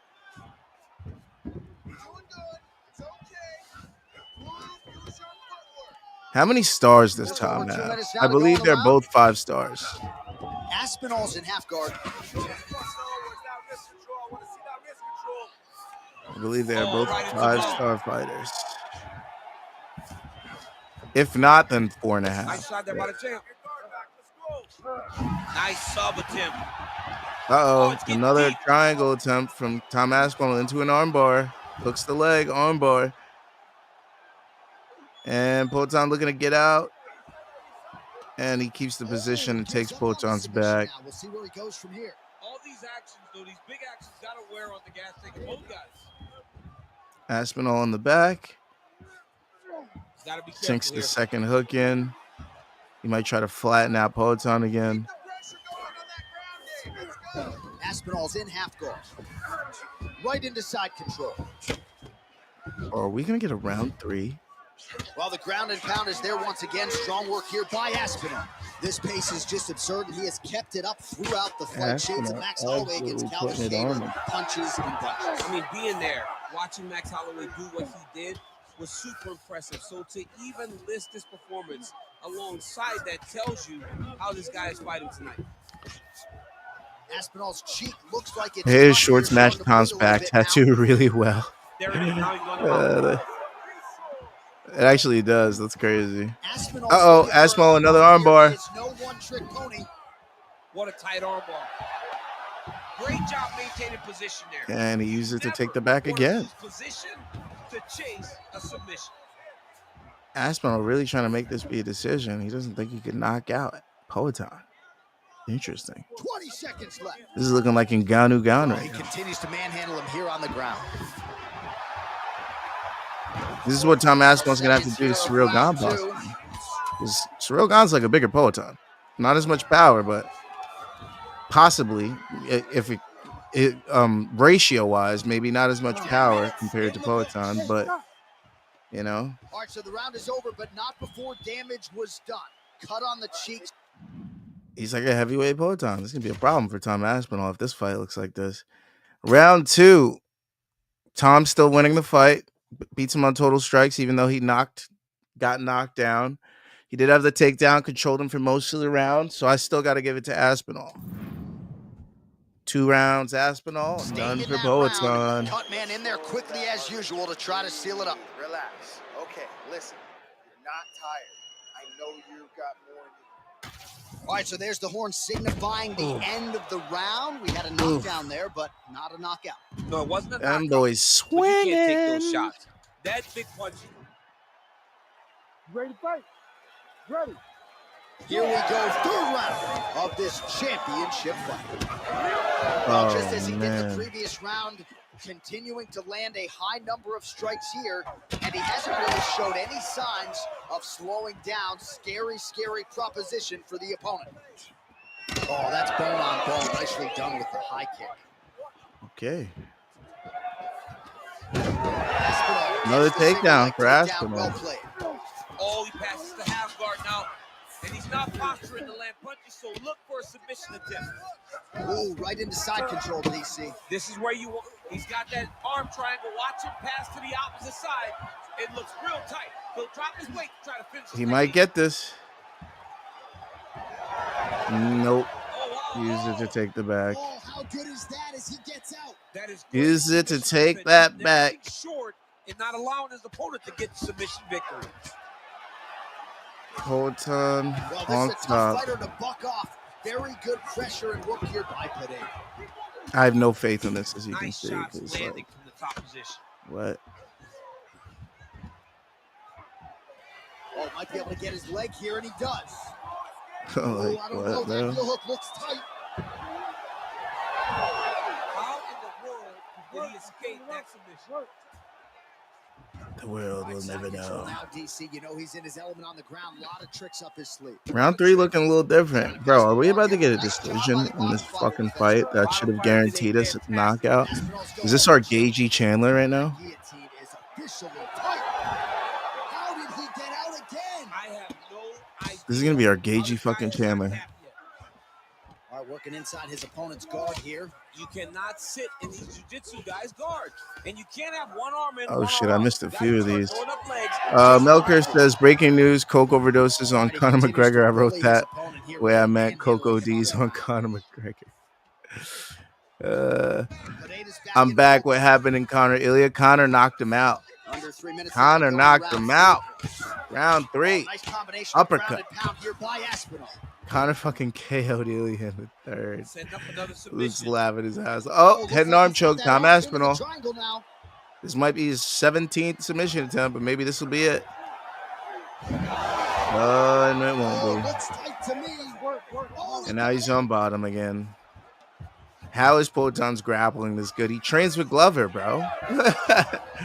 And he gets easily swept by Aspinall. Maybe not the greatest. Yes, it's better. Absolutely. It's probably great at submission defense. You know, Glover's great at submission offense, so you had to get really good at not getting subbed by him, but can't say that his offense is great. You know? He's escaped 3 tight subs.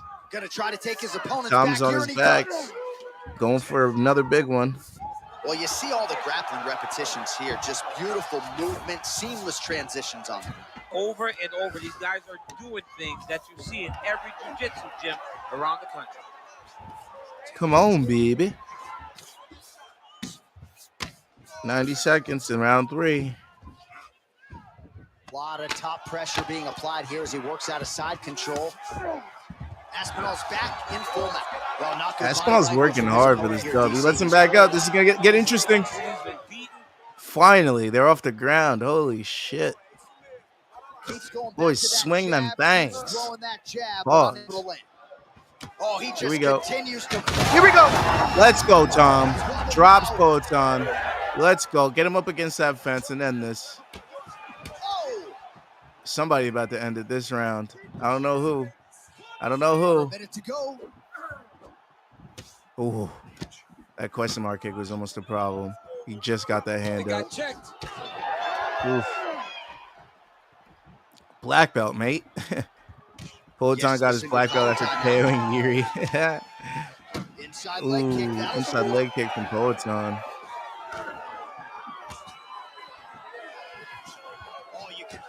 What is Tom throwing right now? What was that combo? Final 30 seconds of this third round. Oof. Right, so the swelling it's getting interesting. Right now, did they inject something into his face, or is he just swollen from the strikes? Swollen from the strikes, man. Guy taking a couple 15 shots. seconds in round 3. We're going to get a round 4. Are we fucking kidding? Something good landed, and now you see the swelling starting. Oh, a huge block there. Okay. Looks like we will get a round 4. That's 3 rounds. We're now headed to the championship rounds. We made it to championship rounds of Tom Aspinall versus Poton over here. What the fuck is going on? But anyways, round 3, another Aspinall round. 2 minutes of control time. We got the takedown. Total strikes. Significant strikes are tied, but he got the knockdown. It's Tom Aspinall round 3-0. There's the horn and 3-0. round champ. We got to talk about the Tom would have bum rushed Alex after that knockdown, right? He just let him back up against the cage. Like, that was crazy. Maybe they missed how he put him to sleep. fight. You are 10 foot Ooh, that big find a way. overhand, A lot bro. of He got his energy leg kicked trying to out protect as that he fight. got the overhand, so maybe he So thought the he was crowd getting voicing its something appreciation thrown back. after That's that why he's round. We had a backing up. knockdown courtesy of Yeah, the his plus leg got midway kicked through. out. Maybe that's why the DC, here's power your wasn't highlight. enough to It knock was him straight. out. He His threw him in base just kicked out combination of under and him. landed that But big punch that the really initial did force hurt was his enough to opponent. hurt him. Lesser men Coming right would have across been his done. chin. He's got a tough guy in front of him. Holy. He will have to go back to this again. He will have to. Round 4. Ready to fight? Ready. We have arrived at the 4th round fight schedule. Botan walked out with a limp. Lands a nice check hook. All right, 4th round is now underway as we get to the championship. Tom looks way rounds. What is fresher. the fighter's mindset when you get to this 16th minute? Tom's putting it on him in this 4th round. That nothing is ever going to be hard. Oh, Botan high head kick. Oh no. Oh no. Get out of there, Tom. Get out of there, Tom. Oh no. Watch the head kicks, Tom. Watch the head kicks. Watch the head kicks, Tom. He's walking you into a right high kick. And he's looking for He's that walking left you hand into it, just Tom. missed. Get out of there. Get out of there, Tom. Lands another strike up. Oh, it hurts Tom with a jab. Oh, the head kick's coming. Oh, he just missed it. Thank God. Oh, my God. Come on, Tom. You can do it. You were winning this. Oh, Botan's just another takedown. Oh, Now gets an no. underhook to get him At your base. position.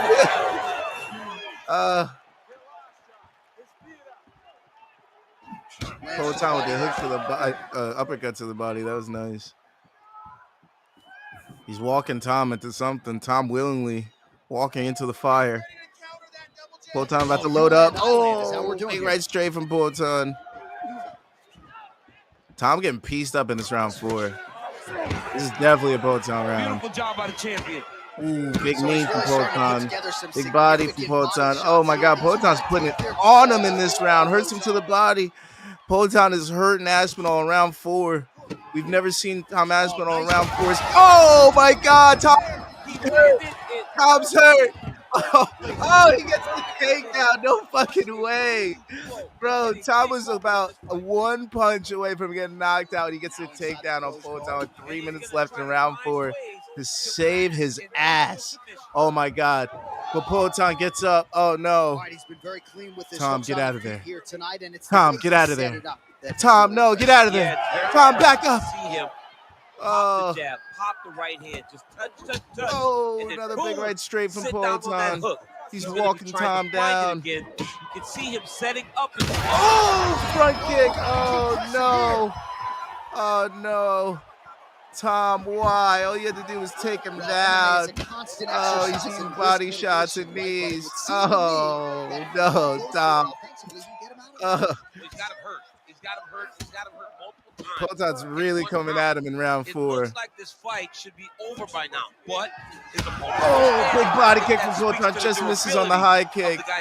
Tom backing up. Ooh, just misses on the right straight. Tom's still in this fight, guys. 2 minutes. He gets pushed back. Uh-oh, I feel like the next punch is going to do it. I feel like the next punch is going to do it. I feel like the next punch is going to do it. Oh, big takedown from Tom. He needed that so fucking bad. Holy shit. Gav losing his shit at the simulation is why we all watch. Never thought I'd be this invested in a simulation. Luke, he's reacting like he's got money on top. Right? Yo, we need Tom to get a win. He can't go 0-2 in the fucking fight, the fantasy fight series. Oh, he might get the sub on Botan in round 4. Botan gets out, now Botan's on top, bro. This has been a roller coaster round 4. And then fucking Tom gets him down and Tom's on top. What is happening? This is the slap that we would want if this fight fucking ever happened. This is exactly the fight that I would want if these two ever fought. This has actually been a crazy fucking fight. And now Tom's in full mount. Botan pushes him off, gets up. Tom walking Botan down now. Yeah, they're back on their feet. They spent a lot of lands a hook. These guys were going back. 45 left in round 4.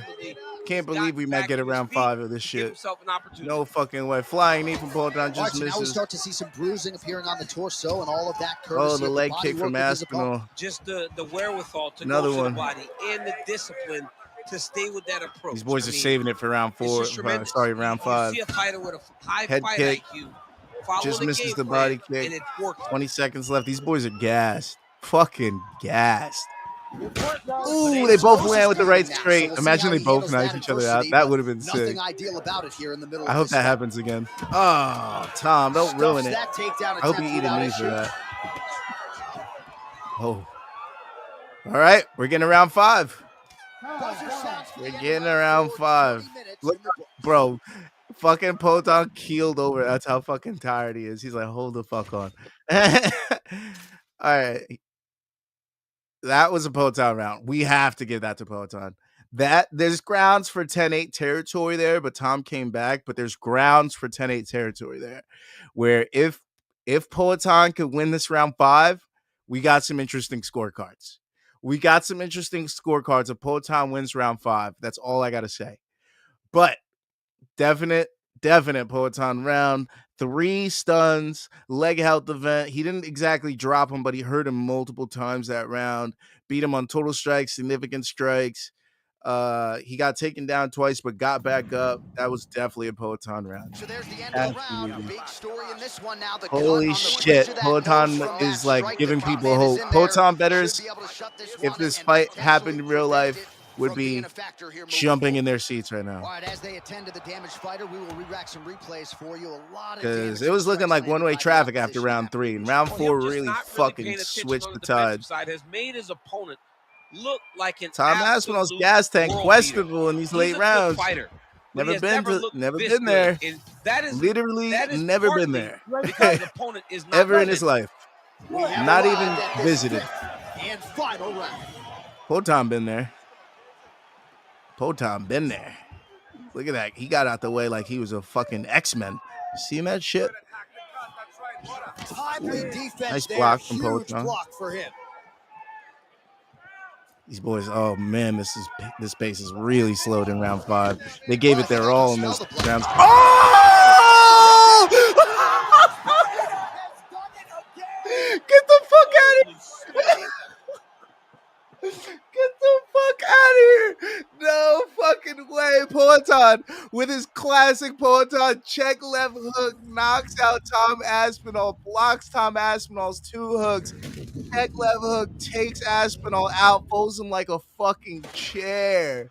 Tom Aspinall is 0-2 in the fantasy fight series. Oh my god. Luke's dying. Richland, damn, I just got here too. Infrared, fuck this shit. Phoenix is dying. Melker's fucking losing it. Oh my Ladies god. And gentlemen, referee Herb Dean Tom Aspinall is 0-2 in our fantasy fight series. Poor guy. Knocked out by Poatan in round 5 with a left hook from fucking hell. Wow. This made me want to see this fight so fucking bad. I want to see this fight so fucking bad. I can't even tell you. I'm like shaking. I want to see this fight so bad. So it goes into the because I actually think it kind of looks something like this. I'm not gonna lie. And I don't think he gets knocked out in round 5. To add to the but I have a feeling that this shit's a fucking war. We actually get to see like the heights of what Tom Aspinall could be if this fight ever happens. Exactly what we saw tonight. Look, they put 2 belts on him. Just like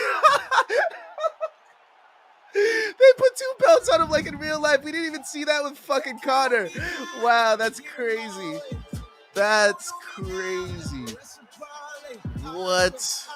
They put 2 belts on him at the end of it, too. What? Melker says, I'm starting to believe the UFC stacks cards for their stars in the game. Right? Like, what the hell? This would be a good-ass fight, right, Richland? I would fucking love to see this fight. This made me, oh my God. If he gets through Gon, or if Gon even makes this fight look a little interesting, I need to see the Alexpereira fight next. That's the only fight I want to see now. If Gon makes it interesting, and like Tom Aspinall's tested, I need to see that as his second defense. I need that. I fucking need it. Tom Aspinall and Poatan Pereira. If Tom Aspinall gets past Cyril Gane, that needs to happen.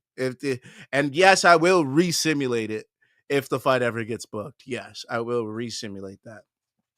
But yeah, shit, dude. What?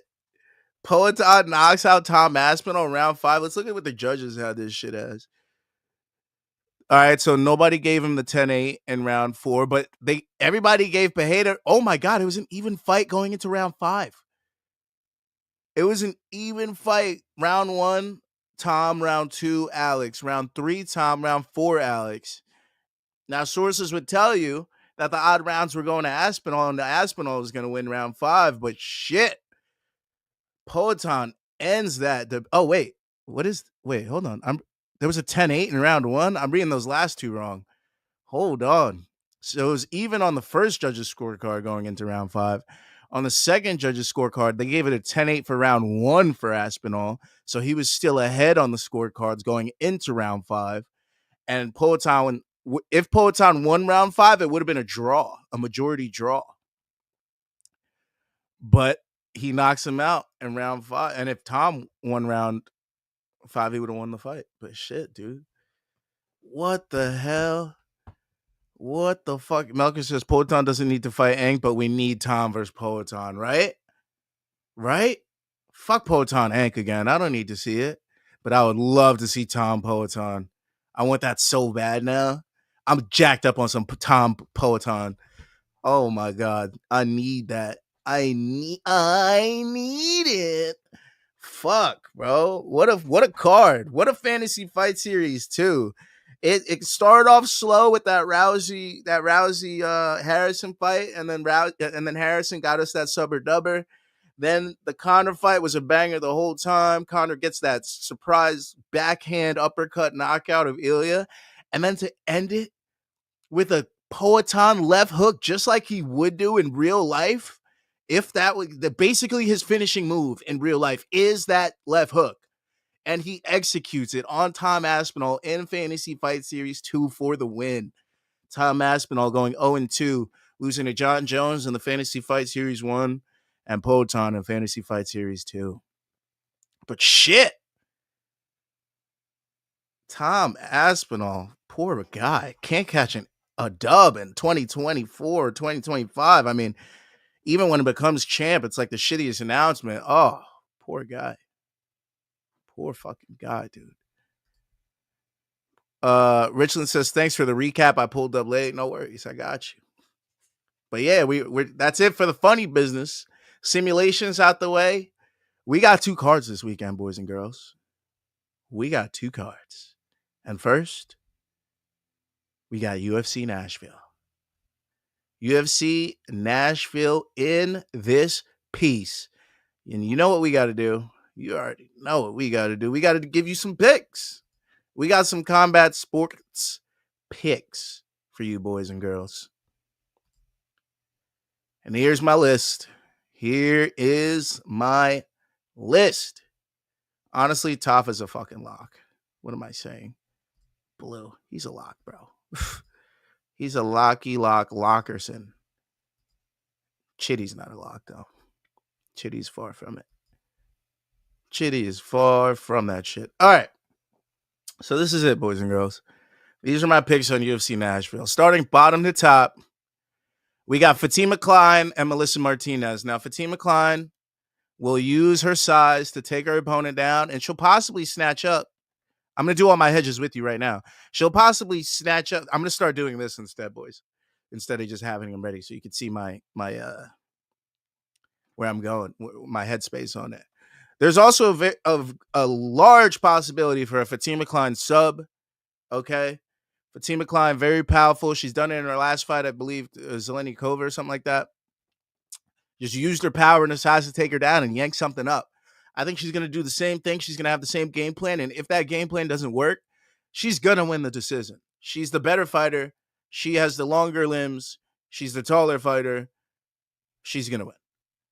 Fatima Klein, New York, baby. We in this bitch.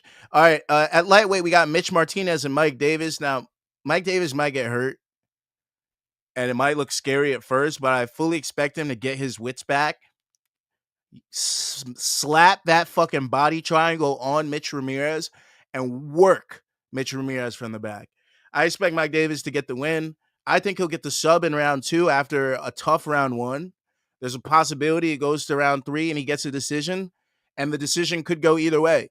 Because if it goes to round 3 and he's even a little bit tired, I could see Mitch Ramirez running away with the round 3. So I like the Davis sub. I think that's his best route to victory. And I think it happens in round 2. Now, a Ramirez decision is always possible, but I think your best bet to hedge is fight and decision and take everything out of it. You feel me? I'm not sure what the over or unders are set for that. We're not looking at the bets right now. We're just doing it based off knowledge and possibility. But that feels the best options: a Davis sub or fight and decision. At heavyweight, we have Kennedy Nzechukwu taking on Walter Walker. Walter Walker, the younger brother of, he might be the older brother, but he is the brother of Johnny Walker. And he is not in any way, shape, or form the same fighter that Johnny Walker is. Johnny Walker, very much a striker. Walter Walker, very much a takedown artist, submission kind of guy, grappler. Kennedy has had issues with this type of style in the past, but he has gotten up and knocked these guys out. Most of the time, if not, he's won a decision. I think Kennedy's going to win this fight. Definitely not going to have any parlays with him just because Walter Walker looks like he's been coming on. So a Walter Walker decision's also possible, but I like the Kennedy KO. Okay? Women's flyweight, Lauren Murphy and Eduardo Mora. I like this fight to go the distance. I like Mora to win. Lauren Murphy, the older fighter, looked absolutely terrible in some of her last fights. Just got pieced up by fighters that have been getting absolutely dominated by younger fighters. So I definitely don't see upside. But for Eduardo Mora, a hell of a lot of upside. Hell of a lot of upside. All right. In many, many ways. So Lauren Murphy, I feel like this is the farewell tour in Nashville, and she's going to get out of here with her head held high on a decision, but Mora is going to absolutely dominate this fight and win. At welterweight, Jake Matthews and Chitty Bang. Now, we've seen Chitty Bang off his back before, and he might give up a round to Jake Matthews, possibly round 2 for Jake getting back into the fight. But I think Chitty's going to take rounds 1 and 3 and possibly TKO Jake Matthews. Now, Jake Matthews has recently gotten into his striking, recently gotten better with his hands, and we've seen Chitty get into some trouble here and there. He likes to exchange with people. So a fight on KO is entirely possible for both sides, which is why I like fight on KO as a hedge, because if Chitty doesn't get the decision and he does get a KO, we cash. If Jake Matthews knocks out Chitty, we cash. So I feel like that's a solid hedge for that fight. There's no hedges for the Moore fight or the Kennedy Walker fight. Maybe like a Walker sub, but I don't like the odds, and I don't like a Walker decision either. So that's why there's no hedge for that fight. But the Chitty, I feel like a good hedge for that fight, for the Chitty decision, is just for the fight to end in a KO. As for the Max Griffin-Chris Curtis fight, Chris Curtis is a better fighter everywhere. Chris Curtis has fought middleweights. Chris Curtis has fought welterweights. Chris Curtis has fought in multiple divisions, multiple promotions around the world. He trains with killers at Extreme Couture every single day. Max Griffin, at this point in his career, doesn't feel like a full-time fighter to me. He feels like a fighter on the way out. He feels like a fighter that is ready to get put out to pasture. No offense to him. He's always been a solid fighter at welterweight, and he's always given us crazy wars. The fact of the matter is he's been in way too many wars, and I've seen him take way too many punches. Chris Curtis is that guy that will go into that pocket and exchange with you. Chris Curtis is probably going to knock out Max Payne Griffin. There's a chance that this is a decision, and make no mistake about it, it will be a Curtis decision if it goes to decision. So those are my two hedges. My hedge is Curtis. Sorry, my bet is Curtis KO. My hedge is Curtis decision. I expect Curtis to fully win this fight, and Curtis will be in our parlays. He has let us down in the past. I don't expect him to let us down here. On the main card, we have Junior Tafa and Tuco Tucos. Get your fucking head out of your ass if you think I'm putting money on Tuco Tucos. Okay, it's Junior Tafa all day. Junior Tafa is going to win this fight, whether he is wrestling, putting him up against the fence and beating him up with some rapid punches, or he knocks him out in round 1. I think he gets the latter done and knocks him out in round 1. But a Tafa decision is entirely possible. Just to be safe, obviously our hedge in a possible sloppy heavyweight brawl is fight and decision, because you never know. If it is going the distance, you don't want to be on the wrong side of it, especially with fucking heavyweights. So fight and decision is entirely possible. At heavyweight, also, we have Vitor Petrino and Austin Lane. You see how I had Austin Lane in that hedge column? That's just so I could fucking delete it. Okay? That shit's not happening. First of all, this guy comes into this fight week changing his name to like fucking, what was it, like Darnell or some shit? You think I'm going to call you Darnell Lane now after we've known you for Austin Lane this whole? Get the fuck out of here, bro. No offense to you, but this isn't Israel Adesanya going from Adesanya to Adesanya. You're literally completely changing your name. You're Austin Lane. You're still going to lose to Vitor Petrino. Vitor Petrino has been losing at light heavyweight because he's been getting caught. I think with the extra weight on him, he should be way more durable, especially against a guy like Austin Lane, who is more leaning on his grappling to win fights rather than striking. Vitor Petrino's route to victory is to stand in that pocket and bang with Austin Lane. I think it's a round 1 KO, and Petrino looks good at heavyweight. We have another heavyweight contender on the fucking way. Don't hedge anything else. It's going to be a Petrino KO, my boys and girls. At featherweight, Nate Landwehr and Morgan Charrier. Now, all week I've been with Nate Landwehr, and obviously Nate Landwehr will be my hedge. I will have a bet on Landwehr. He is my hedge. Landwehr decision. Problem here is I've been analyzing his last couple fights. I've been seeing how the fights have gone, even when he has won, and the man gets hurt. He gets hurt a lot, and he's not getting any younger. That being said, Morgan Charrier has a lot of fights for such a young fighter. A lot of those have been decision losses, about double-digit decision losses there, which is why I like the hedge of Landwehr decision. But for my money, I feel like Charrier is probably going to knock him out, probably get a decision win. I like the decision. The decision is probably the best bet here, so a Charrier decision. But Landwehr's taking a few shots, man. It is Nashville, so he's going to have the crowd behind him, and maybe they'll give him a few chances to stay in the fight that he shouldn't. But just know that a Charrier TKO is entirely possible, which is why I think I'm also going to have that in my hedge column in addition to the Landwehr decision. So I got to go. Charrier decision is my best bet. I like this fight to go the distance either way, just because Charrier, a lot of his fights have gone the distance. And Landwehr, when he does win, he tends to push his gas tank and beat these guys. So that's his best route to victory. I don't see him knocking out Charrier. And if somebody does get knocked out, I think it's Landwehr. So Charrier KO is a good bet. Now in the featherweight fight between Calvin Kattar and Steve Garcia.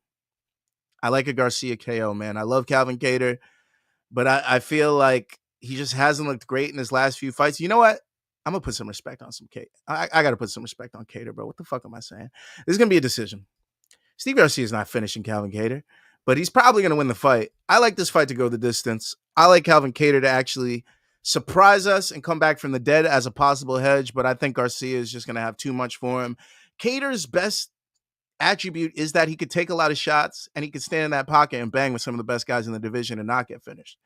So I think Kattar is going to stay in this fight, but it's going to be a Garcia decision, possibly a Kattar steal in the end, but I think we should definitely roll with Garcia. I feel like Garcia is definitely the money to go with here. And as for the Stephen Wonderboy and Gabriel Bonfim fight, I would love to go with Wonderboy. I know he looked great against Joaquin Buckley. That hasn't aged the greatest since. I mean, it had, but since that fight, it hasn't, So not looking great. Wonderboy not getting any younger. Gabriel Bonfim, the way he beats you is getting to your back. He's not really a takedown guy. And Wonderboy, all you have to do to get to his back is make him run away, which is easy for him to do when he stands sideways. So, especially being a sideways fighter, makes it easier for Gabriel Bonfim to grab him. I like a Gabriel Bonfim decision.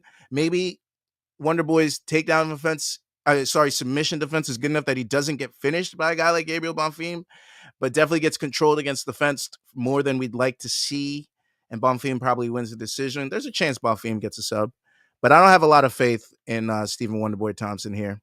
If I do, it's probably going to be just him money line. So Wonderboy money line is the only thing that I could comfortably be like, all right, maybe I'll go with that.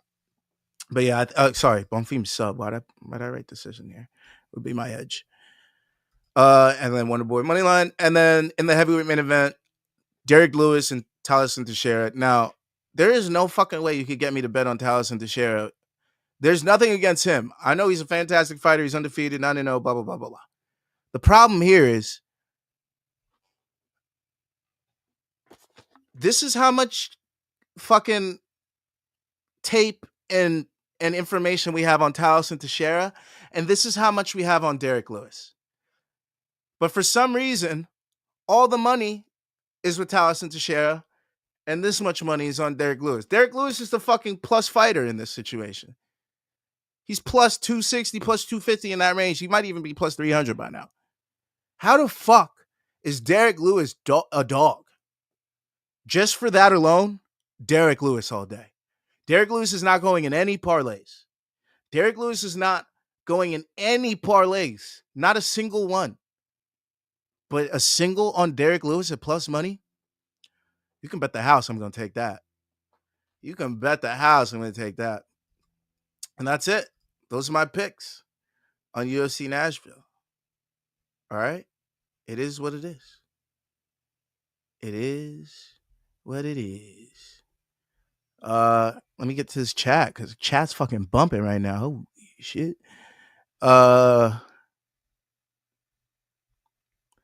Richland says, first we got Alicia Baumgartner. Weigh-in was a chef's kiss. Absolutely, yo. She's a baddie. She's always been, man.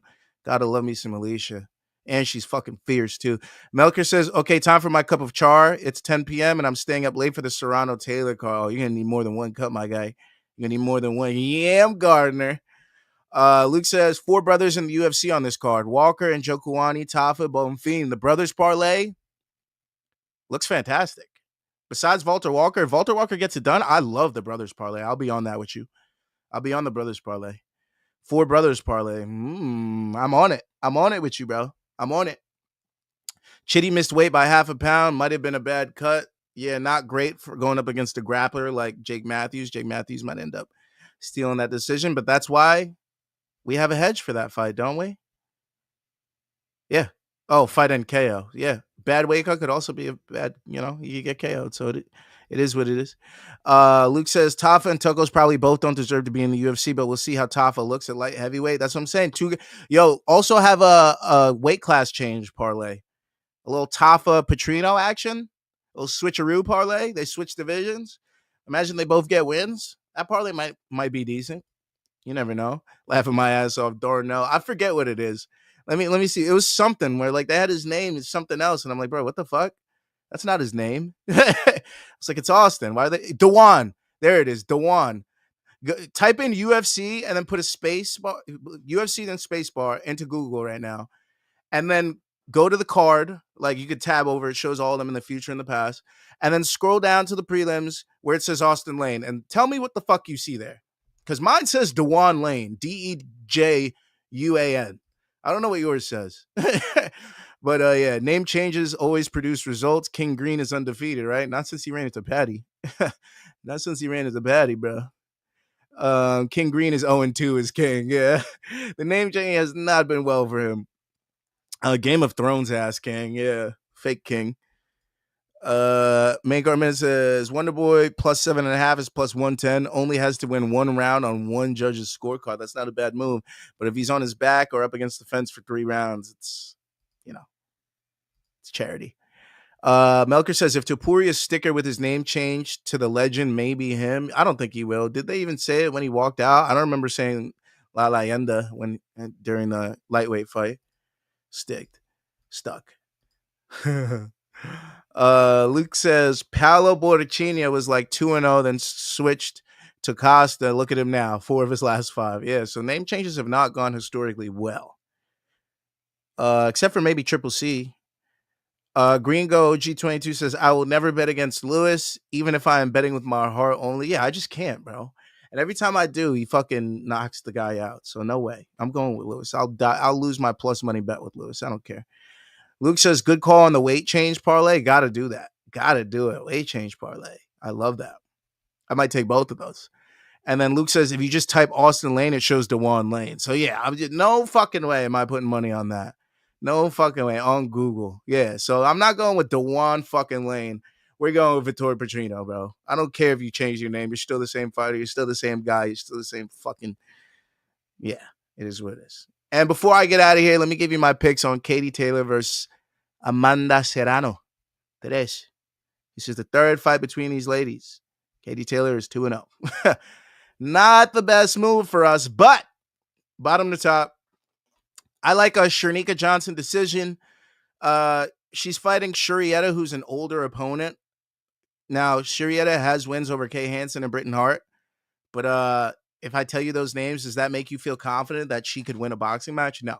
So I like Shernika. Shernika is going to be in all of our parlays. Cherneka! Yeah, she's in our parlays. Okay? Now, Chantel Cameron, she just signed to MVP. She's fighting an older opponent as well. I expect her to get the TKO. I don't know when it happens. I just expect it to happen. I'm not going with rounds in any of these fights if I have a TKO, just because, I mean, it's ladies. Let's just get the KO. Don't put a fucking 1-3, 1-6, 1 to whatever on it. All right. These are 2-minute rounds, 3. Like, what are we doing? All right. So, but I like Cameron. She's stronger. She's got to make an impression. She just signed the MVP. I think she's going to get a TKO win. Now, Mercado. This is a tough one for me. This is a very tough one to gauge for me because Mercado beat her opponent already.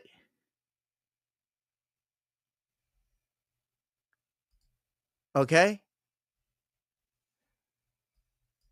But the opponent is a -500 favorite. For my money and for how the first fight went, I just got to go with the Mercado decision, dude. I have to. Now, cards, even if Mercado wins, cards could be tricky. It may go to her opponent and set up a trilogy. I'm just saying, maybe there's a reason the decision is so heavy on her opponent, but I like Mercado decision. I like it. It won't be going in any parlays. It's going to be a single, but I like it. I like it a lot. All right. Savannah Marshall. Her and her opponent are KO artists. Okay. A lot of KOs on both of their records. Normally, we'd say that's probably going to be a decision fight. Problem is, her opponent isn't that good, and Marshall is. Marshall's also fighting on a card that her past opponents have fought on. She wants to make an impression. She wants to set herself up for the next fight. I think Marshall gets a TKO finish here. Now, I don't know if it's going to be punches. I don't know if it's going to be a cut. I don't know what it's going to be. But I like a Marshall TKO here. I like Marshall to win in a lot of parlays. Johnson and Marshall definitely going in a parlay together, money line for sure. Hopefully we can get decent odds on it. Alicia Baumgartner just signed to MVP. She's coming into this week with a lot of steam. I know I said decision last time. I may have to switch to KO. She's half and half. She's split. You know what I mean? Sometimes she gets KO, sometimes she gets a decision. Her opponent doesn't tell me anything that she'll definitely be in there, but she looks like a bigger girl, so she may be able to take a shot. Problem is, Baumgartner's a fatherfucker, I guess. But just she is hell on shoes and gloves, man. She would just come at you with everything she's got, overwhelm you. She could have this girl in the corner just shelling up at some point. So don't be surprised if you see a Baumgartner TKO. I still like the decision, but a TKO is very intriguing to me right now because of the odds. She's definitely going in all the parlays just to fucking boost it up a point or two. She's going in. I don't care. She's going in. She's in all my parlays. And then I like a Serrano decision. I know it's not the best odds, which is why I like it. The books never want us to make money. They never want us to make money. Keep that in mind. They never do. So in a fight that Katie Taylor has won multiple times, 2-0, why would she not be favored to win the decision? You would want people to bet the decision on her. Oh, sorry. People would want to bet the decision on her because they're going to make money, which is why I feel like they made it plus money to deter people. Right? And if Serrano does win the decision, it's minus money. Not a lot of people really made crazy money on it because it's minus. If she does win the fight. So I feel like this is a lose-lose for everyone here. I feel like this is a fight that should honestly not be on any parlays unless you have fight goes the distance. Because even with the nasty cut that we seen last time, it still went to decision. So, yeah, I just like the fight to go the distance as a bet here. It could go either way. It's very split down the middle. This fight is going to be the one that makes or breaks everyone's parlays. If this is your last leg of the parlay, you better hope that its fight goes the distance or the over on rounds, because it's going to be a tricky one in the end. I don't know which way it's going to go. You know, my money's with Serrano always, but I really don't fucking know which way that one's going to go. Unfortunately.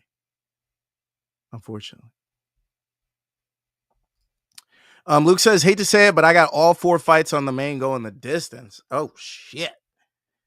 All of them? Oh, for Taylor Serrano. Yeah. Okay. I like that. I mean, I kind of did too. I had Bumgarner decision, Serrano decision, Mercado decision. The only one was Marshall TKO. And yeah, it could go the distance. Yeah. But what if it doesn't? They need to finish somewhere, bro. You can't put on a Netflix card, expect people to watch women fight on a Netflix card, and not a single finish shows up. That's going to set a narrative. I don't think they want that narrative. There's a finish somewhere on that main card. There's a finish, and I think it's a Savannah Marshall fight. And if not, it's definitely the Baumgartner fight. But there's a finish somewhere on there, for sure. I don't think all of them will go distance. So I'm going against you with that, Luke. Melker says, Jesus, Luke, are you serious? I thought you meant for UFC. Nah. You know the ladies' safe bet is always the distance. Yep. And in that main event, that is my safe bet. Might have to add Chernika to the Aussie parlay, Matthews and Tava. That's not a bad move. I might have to do that. Me of little faith in women getting finishes. I mean, in the boxing ring, yeah. I have a lot of faith in them getting finishes, though. Luke says, I got Marshall decision parlay with Baumgartner decision. Okay, I like that. And Serrano decision parlay with the over 8.5 and Scotty Mercado. I love that fight to go the distance. If the rounds were 3 minutes, I would say Serrano by KO, TKO. Yeah, because she just starts heating up and then simmers down. The round ends, you know. So, what's the odds on Taylor decision? I don't know. It's probably plus money though. It's her to wins plus money. Plus 170, Melker. Plus 170. Yeah, I might go Taylor by decision. Yeah. And watch Serrano finally win, and we don't even get to make good money on it because it's like minus 180 or some stupid shit. Watch. But it is what it is. And that's it, guys. Those are my picks. Don't forget to show up, show out. We're going to be doing a watch along for it for the Netflix card. Like and subscribe. Main card minute. One more round fight. Scan the QR codes below. I know it's a little small, but if you got a trap phone, scan your trap phone, I guess. You know, whatever other device you got, scan it with the other phone, okay? Scan it with your phone, subscribe. Please, and thank you. Don't forget, we'll be putting out parlays. I don't think I'm going to put one out for the boxing card, but we got parlays for UFC. Don't forget to check it out. One more round fights everywhere, except for X, where it's one more round F8. And we're trying to get to 500. We are on the road to 500. Please like and subscribe here. We're close. I think we're like 16 away or something like that. Please like and subscribe. Please, I want to make money. But please, yeah, don't forget to like and subscribe. But yeah, I'll see you guys at 8. We'll be back for that card, and enjoy the rest of your week. Happy Friday, motherfuckers. Have some drinks. Have a little fun. Get a little loose. Get a little wild, because we got boxing on Friday by the ladies and fighting on Saturday by the boys. Let's get it. I'm out.